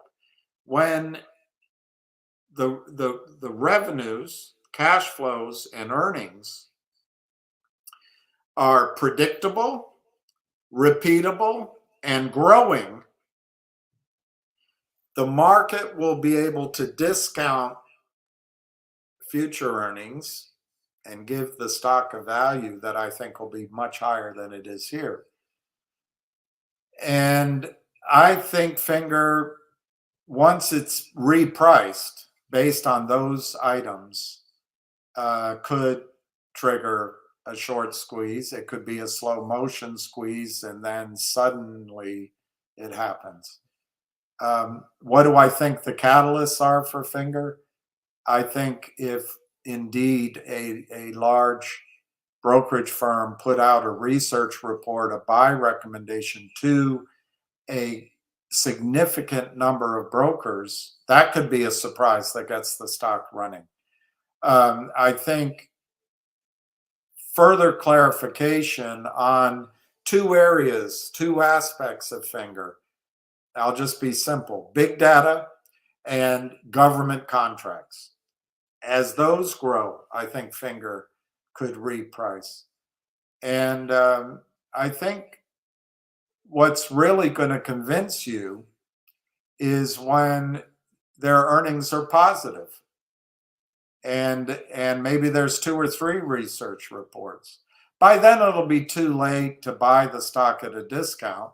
You'll be buying it at some higher number, like any other stock. You'll buy it at, I don't know. You know, if it went to $1 billion market cap, you'll be buying it at $10, and the projections on it will be, I'm making these numbers up, but it'll go to 15 or 17. And so you'll have a chance to make 50% on your money, which is still great, but it's a whole different ballgame. By buying now, you can double, triple, quadruple your money, I think. You know, you might have to wait 6 months, 9 months, but those are great returns. And then what you're asking is it going to squeeze? I think finger motion has proven that they can go out and compromise, bribe IR guys, CEOs, and people to come in our spaces to get us to move money. I don't know they're going to be effective this time, but the other side of the trade has a lot of money. And so I think there's still things they can do that control the move in finger motion. You may not. Now, Ham doesn't see it that way. Ham sees a trap short. And I wouldn't bet against Ham, by the way. I would not bet against him. So could it happen soon? Sure. Could it happen in 25? Sure. But I think, Stephen, if you're in finger motion, the way I would look at it is you could double or triple your money just on the fundamentals, just comfortably over the next 3 to 6 months. During that time, you're exposed to Ham's short squeeze, or in my analysis, that if the stock gets repriced, there's clarity and there's predictable, repeatable, and growing earnings, the shorts are in trouble. So if you want to focus on trying to make something happen in finger now, Ham might be right. But if I were to have money to try something in the short term, I think I would start here. That would be my number one play. I think you can buy that at $3. I think next week they'll try to get it down to $1 or $2 or something. But I think this 13-month trend of congestion, of support, an uptrend, tells you that probably your risk is no deeper than the low $2 range, the mid $2 range. What could you get in return for this if you're looking for a squeeze? I don't know if it'll squeeze, but look what it did. It did 50 million shares in a day and stopped. Do you think that's all over with? I don't. So what do? You buy it at 3, you sell a third of your stock at 10, you sell a third of it at 18, or if you're push it maybe at a third of it at 28, and you hold a third of it to see if it goes to 50. Or lo and behold, maybe it goes to 80. I don't know. But I would get my money out as it trades up. I really would. I wouldn't diamond hand that one. And then if I had to do another one, I would do this one. Now you would argue, oh, that's just been going sideways. It never does anything. All right, then don't do it. But I would give you the same argument. This has been going on for almost 10 months, 9 months. There is clear support in the sort of 240 range. It broke down. But I kind of think that there's support at this level here, which is right around, I don't know, I can't tell, $1.90. So you get in at $2. I don't know where it's trading right now. And you have a little bit of risk. There is risk. There is risk. That's life. But you're not paying 4. You're not paying 12. And I think this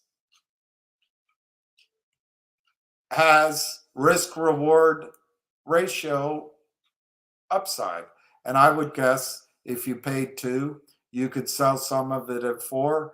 You could sell some of it at 6. You could sell some of it at 11. You could sell some of it at 17. And who knows where it goes. So I think that's one that you could have something happen in relatively soon. I think my third choice would be this one. If you're looking for a run, this, you can see the name up here. This one's also down under 2. This is my interpretation of the chart. I could be totally wrong, but it's been under pressure. No one believes in it. There's a gap here that got filled. I don't have the way to draw that for you. But at the the 180, not 190 level, the gap got filled, makes sense. Maybe your risk is down to $1.50. There's always risk. But I think this stock, you're paying $2. You're not paying 270. You're not paying 3. You're not paying 4. You're not paying 5. What could it do? Could it still have the run that everyone talked about on Twitter? Sure, why not? But by buying it at 2, if it goes to 4, sell half your position. Get your original money out. If it goes to 6, sell a third of your position. See what happens. No one's going to like the next one I show you. Everyone's going to it's going to be vomitous if I show you this one, but whatever. I'll go on the record with it. I'll go on the record with it anyway.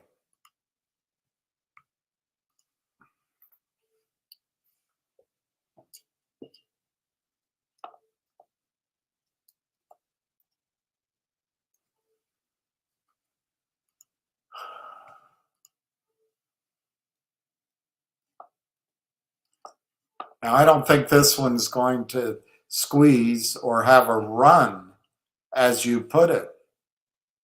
But this stock is called Logic, and everyone hates it because Aubrey Advisors and Chadron took advantage of you and the company. And I think Polar, their largest, stole $100 million or more out of the market.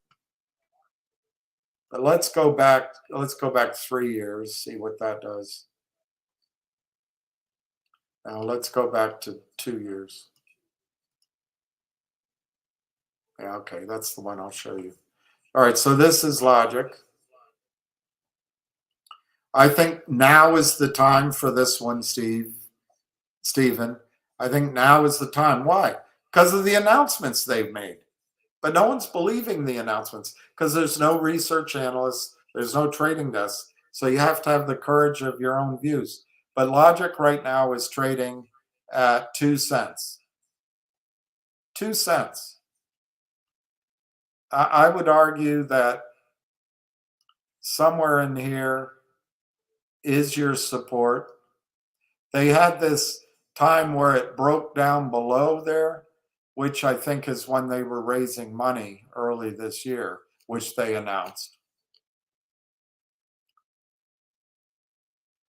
But so you pay 2 cents. Your risk is maybe to a dollar, a 0.0175.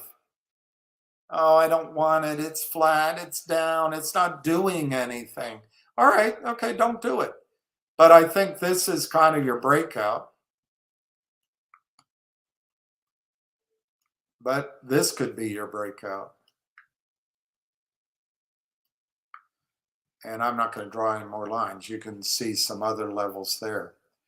But as the stock goes through its 20-day, its 50-day, and its 200-day moving average, as it gets through this cluster and this cluster, it's blue skies above. Now, if you look right here, this is the value of the last deal they announced based on current shares outstanding and based on it being finalized. It's definitive. It's called Medtronic or something. 5 cents a share. Actually, it's a little over 5 cents a share. They announced their next deal. And there's going to be 7 of them. But let's just stick with the 5. Now, one risk we run, Stephen, as we get into the next quarter, odds are, my opinion, because he's done it twice, he's going to have to issue more shares to keep the shell clean and current and ready to go. So I'm going to guess that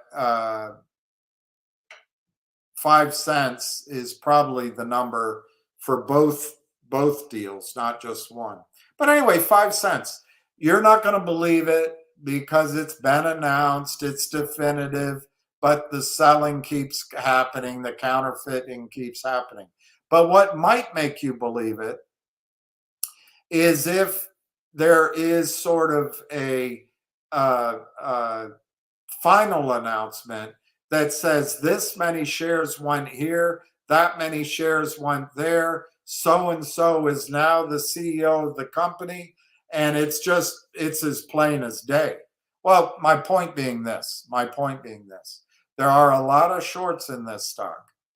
If it gets to $5 or $6 or $7, it breaks through all of this resistance. Where's the next target? To me, the glaring target here. Now you can use 10 cents. You can use 7 cents. You can use 6 cents. But the glaring target to me is right here. Right here.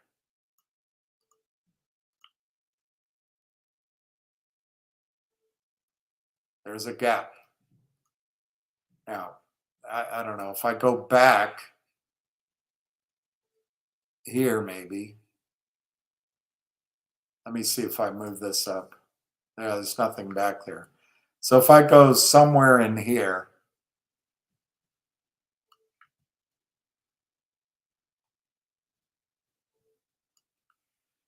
I'm going to go a little higher because I think that was a little arbitrary on my point. I'm going to try to get the top right there and that low. I don't know, something like that. I think that's the most obvious target in a spike. So if there is buying and if there are shorts covering, I think this gap here will be closed. And I think it'll overshoot it. And you could, look, you could make arguments it goes to 25. You could make arguments it goes to 30 cents. You can make arguments it goes to this gap up here at 55 cents. I'm going to stick with this one here. It's about 15 cents in the middle of that gap, but it'll overshoot it. And I think this line, I'm comfortable with that, might be where it would run into resistance. And that looks like around 18 cents. So you buy it at 2 cents. You have plenty of time to get your money out, but maybe you put an order to sell at 15 or 16 or 17 or 18 and see what happens. But anyway, you're not going to be interested in it because it's been a year and it hasn't done anything. And okay, I get it. So I think those 4 stocks are better if you're looking for a so-called squeeze or a run. I think DJT could have a run anytime. I think, just to be clear, I think Finger could have a run any minute because Ham says so. But if I were trading something and you already own Finger, I'd look at those 4 stocks. I'd look at silver and I'd look at DJT. And if you really want to play something, I think the Russell, the NASDAQ, the S&P, the Dow, they're going to go up 30%, 40%, 50%. I gave you my targets before.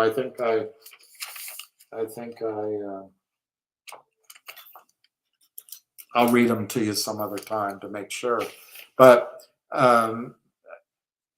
take it in the middle. They'll each go up 40%, and they'll do it in 30 days or 60 days or 90 days. It's going to be, you're going to read about it on the front page of every newspaper. And you're going to come on here, you won't believe what's happening. You're going to have a once in a 3 generation, maybe 4 generation move in the stock market. And it's going to go sky high. Don't try to get it all. Just get part of it. But when it's up there, sell. And when it's up there, buy puts. And then the market will become a market of stocks. It won't be a stock market. It'll become a market of stocks. And stocks like Finger can thrive. And all of a sudden, there'll be analysts, and there'll even be firms that cover over-the-counter stocks. And they'll fire Adina Friedman, I hope. She'll be rich because she's a woman and she's so good. All you need to do is put a woman in the job and it's going to work. Why don't you try putting a competent woman in the job? And if you have to wait 15 years because there aren't any competent women and they have to learn, all right, we'll wait 15 years. Why do we have to screw up our markets just so we can check a box? I won't finish the sentence.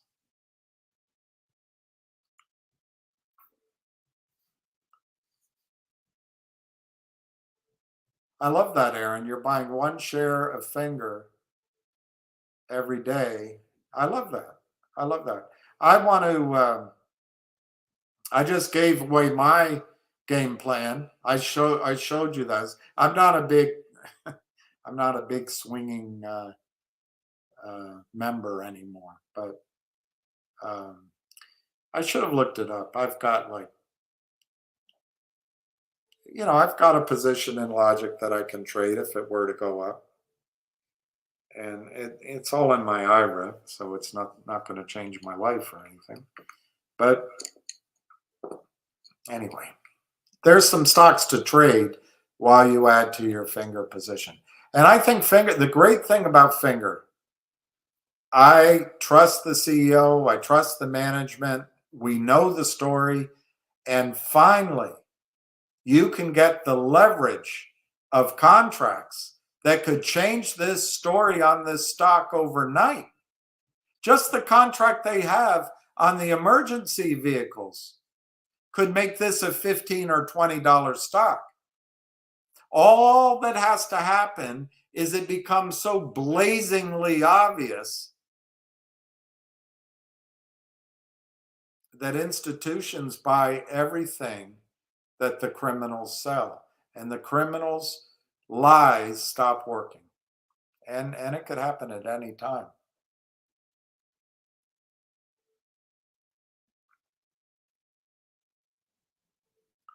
So, Stephen, this guy's honest. He's so honest, he'll give you his name.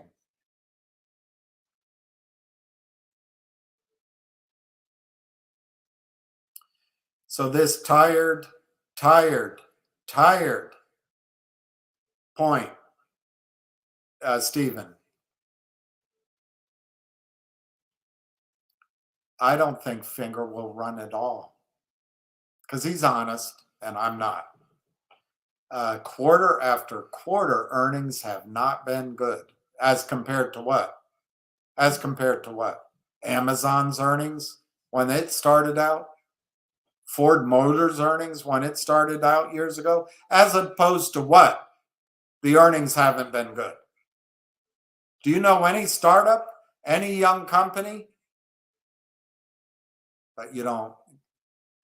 It's just a not for nothing statement. Always told next quarter would be better. Hasn't happened. Oh, really? Oh, really? Well, you haven't been paying attention.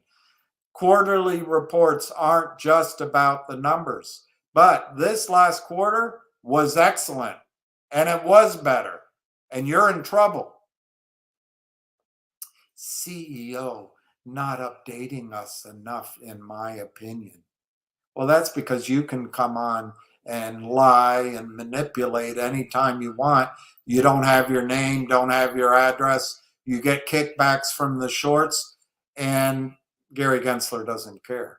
But if the CEO came on my show or others repetitively saying the same things, promoting his stock, they'd fine him, and then you'd get what you want. But hey, let me just tell you something. Let me just tell you something. Dykehead, shitehead, head full of shite. Today, and I'll announce it to everyone out there, today at 12:58 p.m., addressed to me, yours truly, from CEO Martin Shen of Finger Motion. I'll read exactly what he said to me. Hi, Bill. That's my name. I am heading to LA next week for the LD Micro. Will you be there? Maybe I will. I'm looking to do our interview soon, perhaps in the next couple weeks, once things settle. Is that okay? And of course it will be okay with me. So anyway, Stephen, you can listen to Old Mold. He doesn't give you his name. He doesn't know what he's talking about. He's just here to give you the negatives, the negatives, the negatives, the negatives, because he's short. My guess is he and his friends, he himself, he's just a piker. He probably shorts 1,000 to 10,000 shares of Finger a day, and he probably carried a position over the weekend, and he wants to cover it tomorrow morning. And he's getting backstopped by the criminals, and he wants to make his $500, $250, $1,000 a day by being a dykehead. I never mentioned HYMC. The YMCAA. I'm having a hard time with that one. I'll figure it out, but maybe too late for this call. And I apologize. It's my fault, not yours. I've got a brain of mush. To the moon. Hey, Susan. Did Ham say how high DJT could go? Yes, I don't remember what his number was. but you got to pick your own numbers. The easy money's been made in DJT. He did say the squeeze price, so to speak, is around $42. I think that was right. He alluded to that, you know, it's the president, it's Pat Byrne, the guy gets in.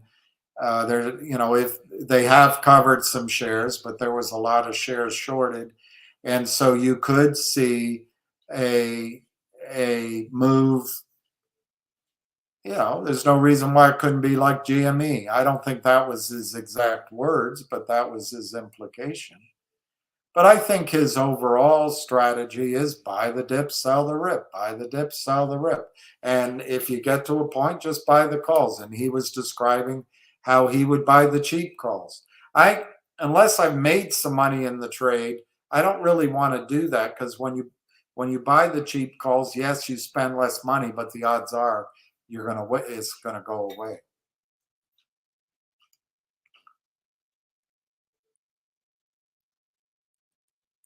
Yes, his act is played. I agree. All right, I'll try to go through these questions. Are broker dealers just as guilty selling counterfeit shares? Yeah, I think so. I think so. One of the strengths of the dividend coming out for Finger, which could catch out the system, but I'll be specific to Fidelity. That's my memory. Fidelity was paying 1,000% to borrow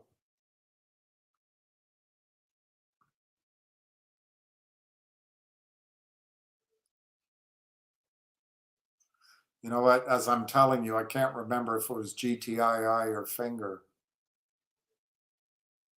I think it was Finger. Anyway, let's not just ignore the 1,000% and ignore the specific company, but let's use as an example Fidelity. The last time Finger put out those warrants, yeah, it was Fidelity, and it was Finger. When they had the warrants converting at 275, Fidelity was paying 1,000% to borrow shares. So in came Lou and Frank and Gus, and they popped the bubble. Okay. And then the shorts in 10 days sold 100 million shares that didn't exist. All right, okay. So fast forward, Brian, this new share distribution, 1 share for 10 restricted. Fidelity, the first time, could argue, the broker dealer, Fidelity, oh, we didn't know. Our systems always caught it. Our back office, everyone's 12 years old, and our systems didn't catch this. They could argue that last time. Not very convincingly, but they could. This time, how do they argue that? A judge would say, well, didn't the evidence show a year ago that you got caught out because your systems weren't powerful enough to require settlement on the trades that you put in Bryant Moore's account? But now a year later, you're saying your system still doesn't work and you're claiming that you didn't know? That's not going to happen. So I don't think. So oddly, Brian, I think broker dealers could argue the dog ate my homework, or, you know, I lost my phone, but they can't do it this time in Finger motion. But yes, I think broker dealers, let me be as specific as I can.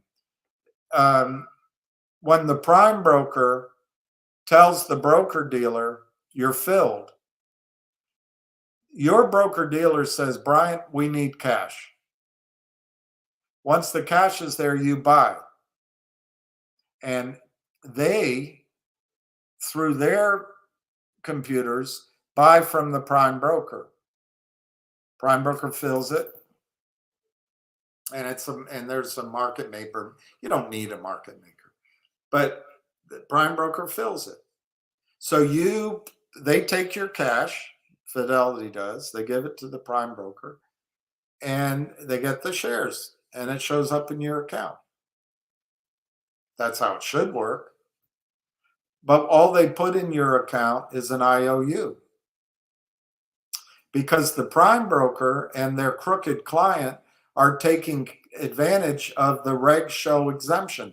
There's 4 tickets in the United States: buy, sell short legitimately, and the reg-show exemption if you're a market maker, which is this trading is so fast and so furious, and it's so urgent in finger motion that we need to be able to sell without finding out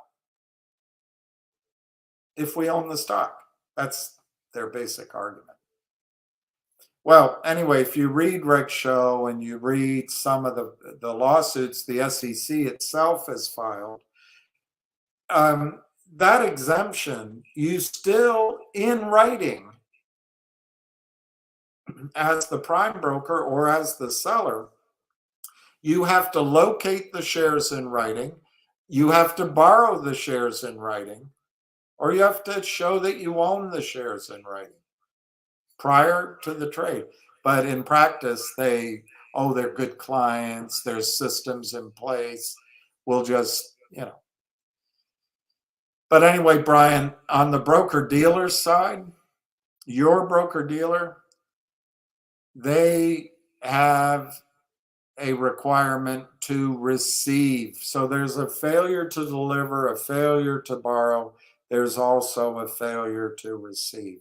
So yes, the broker-dealer is just as guilty, just as guilty.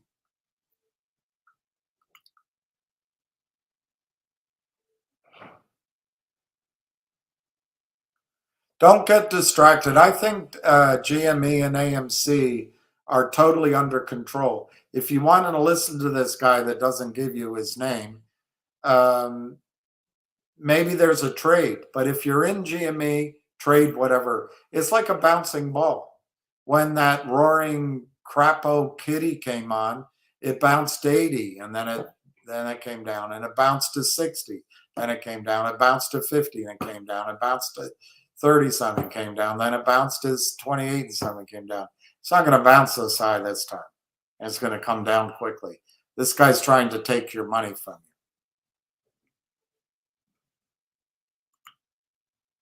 you. I think I answered this, but MMTLP is worthless. Always has been. The only thing you might get out of MMTLP is a legal settlement. Are you going to pay for it? You might get a congressional action. I've been down there, and it might happen. And it's the constant pressure, and then there's a break. Both those cases, legal and congressional, if there's fraud and it's proven and it comes to light, that's a whole new ballgame. But for the time being, that's just a lawsuit, by the way. That's just a fraud case, by the way. Has nothing to do with the worth of MMTLP. You don't need to hold MMTLP to be entitled to get the benefit of that lawsuit or that congressional hearing. MMTLP does not exist. It is an ex parent. It's gone to the choir invisible. The only reason it's standing on the perch in the first place is because it's been nailed there. MMTLP is an ex security. It doesn't exist. It's worthless. Now, in terms of the case, I don't think anyone's going to quit. I'm not going to quit. But you got to call it the way you see it. 2 years have gone by, and the criminals have tortuously interfered with Torchlight, with MMAT, with MMTLP, in my judgment, with NextBridge, and with the various players and businesses. 2 years have gone by. So, Star, what is the lawyer going to say for the bad guys? Two things. Star never asked for his shares. He had 2 years to do it. We don't feel we have a responsibility to deliver. He abandoned his property. Second thing, now that 2 years have gone by, we can assess what the value is of those assets because the criminals were successful. And we argue at the most they're $1 or $2 or $0 or whatever. Pay us, the lawyers, were so important. Pay the court, so important. Maybe, Star, you'll get 50 cents. It'll be 8 years from now. So you go ahead and hang on to MMTLP. Follow Double D on Twitter and just wait. I'm sure Double D will be there for you when all is said and done.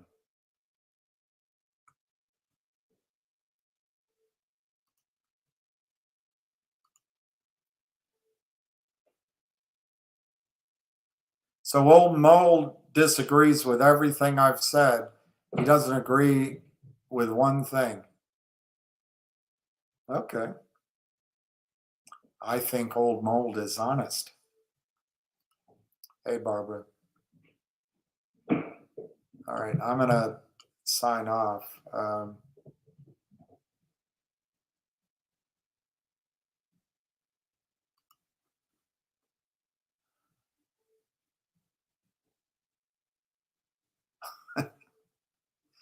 Spiny is intelligent.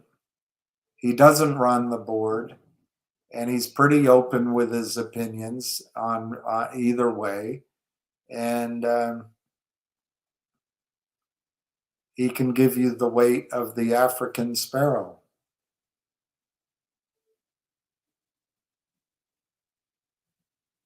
All right, so I think I'm going to leave it there. There was one other item, but I'm going to go walk my dog and take the day off. And there was another.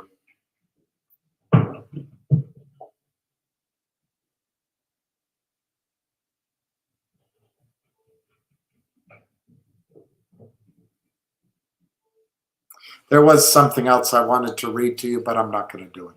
So anyway, thank you for joining.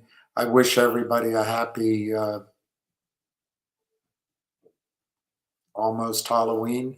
And Monday, I'm going to go vote. I encourage you each to vote. If you think of it, maybe say a prayer for all the children who are finding themselves without mothers and fathers, lost in a world of adults. Pray that God protects them and keeps them safe from harm, both in our trafficking of humans in Kamala Harris's America and in the Middle East and in the Ukraine and in other parts of the world. Protect the little boys and protect the little girls, and may God's grace be with them, God's protection, to let them grow up and have a chance at life without damage, physical, psychological, or emotional. And with that, I'm going to sign off, and we'll see you. I don't think tomorrow, but we'll see you Monday. Peace.